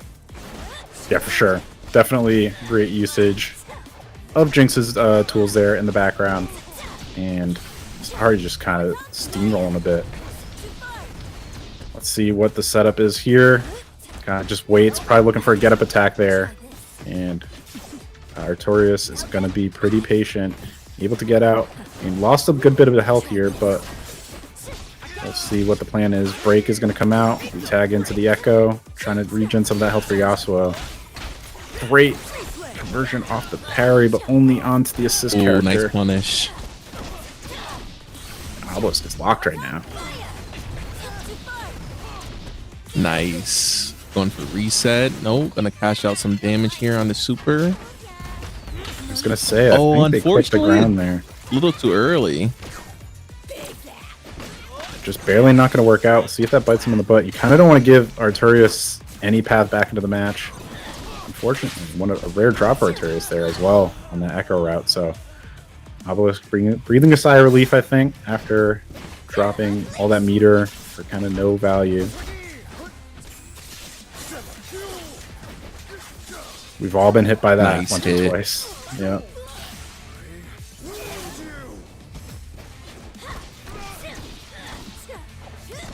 Not sure if that was a drop or a air reset scenario, but Obelisk taking the round there and looking pretty strong right now, in my opinion. Yeah, definitely looking good. And I mean, it's going to help when Artorias is dropping stuff. We definitely didn't see much of that earlier in the bracket. So curious if maybe starting to run a bit of out of stamina here as the night gets later or whatever it may be. But obviously situations like that are going to be tough to convert on. A bit of a scrappy situation, awkward spacing. So not going to hold situations like that against them. Ooh, nice. Brings him back into the corner. That's a sick looking route. Nice. Got the monkey bomb set up. Delay there to bait the parry. Yeah, definitely adapting to Artorias' parry game with the minigun. With the delay, it's definitely going to pay off a bit. Limit strike. We just, might as well go for the Burrito OS. Didn't get it perfect there, but it does end up working out with the throw. Are we under the beam? We are. It didn't get angled down. I'm not even sure if it was angled down, if it would have connected, but definitely not if it's going full straight. Now I'm sure Artorias is looking for a way to get Yasuo in. Is able to do that. The jump heavy is going to connect. This is a ton of damage if we're not dropping. 3 meters is going to be on deck. This could be a dead Ahri, and it likely is. Yeah, time to optimize. A little too optimal. But it's fine. American reset. We're in it. Now it's up to solo Jinx. Oh, but right just away. get duffed. That's brutal. Now, One round after taking the apiece here. Exactly. After taking that first round, you're now on tournament point here for Artorias. It's time to lock in. No more room for error for Obelisk. At least until Oh, what a parry. the next game. Yeah, huge parry into the conversion is going to drop. Hit stun might have been a little bit funky there. Just holds the block on the super. Totally fine. Well, a lot of drops here. You got to wonder if the pressure is getting to him. I mean, grand finals, you're up a game. This is your time, but also the hardest game to win, right? I mean, Yeah, I'm sure we've all been there. You're in a 6 set, whether it be ranked, a tournament. Maybe you're on a big rank up game or a higher placing than you've ever gotten, and then you start to think like, all I got to do is win this round, right? And as soon as that thought pops in your head, that's one less thing you're thinking about in terms of neutral or habits from your opponents. But if that thought was creeping in Artorias' mind, I don't think it's there anymore. I think we're back in flow state as Obelisk is now facing an insane battle if they're going to bring this back. I don't think it's in the cards. Fury is popped at least, so that is how you get it started. We'll see what comes of this. coming back. Double high blocked. Artorias with the throw. Super assist. Keeping the pressure on. Ooh, but Artorias taking it with the 2H on Echo. 3-1 over Obelisk in our grand finals. Yeah, great patience out of Artorias there in the corner. Dealt with a little bit of that projectile spam, obviously with the Jinx super assist. It'd be kind of hard to see behind that, but able to find the gap in the pressure and secure that game. And I mean, I definitely think the story of the night for Artorias was obviously insane defense, great parries, but also those huge conversions, especially early on in the tournament. We're just kind of seeing any good pickup off Echo could lead to a ton of damage. Bringing in the Yasuo could be full corner carry with those chrono breaks. Just great stuff all around. Definitely has been hitting the lab, and the consistency on those longer routes is going to pay off dividends if you can continue to lock those down in tournaments. So hats off for Arturius playing a super clean game, and shout out to Obelisk for bringing Sidekick all the way to Grands. We saw it for 3 or 2 of the games at least, but definitely something to be proud of there, and curious to see if they can take a tournament with that in the future. There's definitely a lot of sauce on the table there with those resets we're seeing.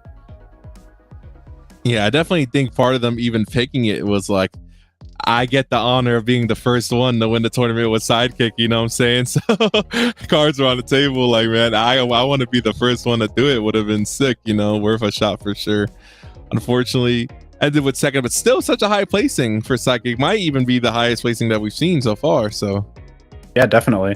I know a lot of pros, I should say, are trying to get those Juggernaut wins. I think Diphone was running it again today in a tournament. I'm not sure. I haven't been able to check the placings on where they entered, but to my knowledge, a Solo Fuse has not taken any tournaments yet, at least with more than like a handful of entrants. Haven't seen anything notable there. So Obelisk making a super deep run, showing there's some hope there for sure, and will be really cool to see if they can take it there. But that is going to be our bracket here today at Quarter on the Cab 2. It was definitely a super fun one to watch. It was great to hold it down here on top 8 with you here, Scam. Yes, sir. Really, really fun stuff. Such a pleasure. Of course. Anything you want to say to the people before we head out here? Quick shout outs. I know New York is having a big tournament. I think it's DIY, right? Or yeah, so that one's coming soon. Gonna be big if you're on the East Coast. Of course, shout out Iron Grid. You know, all of the East Coast, New Jersey, New York, such a powerful scene. If you're in the area, you haven't come out to one of these events, like instant level up, like just being able to talk to these people, getting games with these people, like being in the same room, hearing the thoughts that people say, like such a huge level up. And Riot coming through, funding this as well. You know, I would pop out if you're around just to see if any surprises happen, right? You don't want to be the one like the day of and they're like, we got surprise from the dev and they're like giving out hats or something, you know. Like this is gonna be something that we haven't seen before, right? So gotta come through if you can, man. Big shout out, of course. And yeah, Iron Grid as well, running the tournaments in New Jersey. Join the Discord if you can. Follow them on Twitter, the Twitch if you got subs. You already know, man. Big shout outs to the scene. But what an event, man. Good stuff all around. Great grands coming through with all the tech, long combos. Exactly what we want to see out of 2x. But yeah, it was such a pleasure being on the mic with you, man. Thanks so much. Of course, Tempest giving us this opportunity to be on here. But yeah, I think I'm good. Cool. Yeah, definitely. Like you said, big shout out to Riot for showing some love to DIY, throwing 5,000 in the pot in the prize pool, and then that $2,500 bounty if a duo does take it. Definitely really huge to see. You'd love to see that from a huge company like Riot to already be showing love to grassroots games before launch. Like we're hitting early access next week. We're not even hitting 1.0. So the fact that they're throwing out all this money at 22 different events and a few months of early access play is really, really cool. So can't say thank you enough to them. And obviously Iron Grid holding it down for the tri-state area, like you said, super huge. I was able to go to Friday Night Live last week. It was my first time at OS in New York. Great venue. Really recommend it. I know you guys might think like, hey, New York, like real estate is really tight. Like everything's really small and compact. OS is one of the more comfortable venues I've been in, like period. There's a ton of room there, a ton of setups. It's definitely a sick vibe, great drinks and food. So highly recommend you guys check it out, whether it's Friday Night Live or DIY. And I know Iron Grid's also running a charity event, I believe, sometime in October as well. So definitely keep an eye out for that as well. I think that's in Philly. So yeah, definitely want to support your locals and obviously support tournaments for these new games. Yeah, as you see here, it's going to be at local host Philly, Fight for Good, huge event here. Multiple games on deck. Obviously 2XKO is going to be one of them. I'll definitely be coming through here as well. Highly recommend you guys check it out. Shout out to Iron Grid and Go for Broke for holding that down as well. So other than that, I just want to say thanks to my sponsor Oni for bringing me on board, showing me some love. Really great of them to do that, and hope to get you guys around next week. Definitely you guys should enter if you're trying to get some good matches in. So we'll catch you on the next one, and that's us signing out. Peace out. Peace.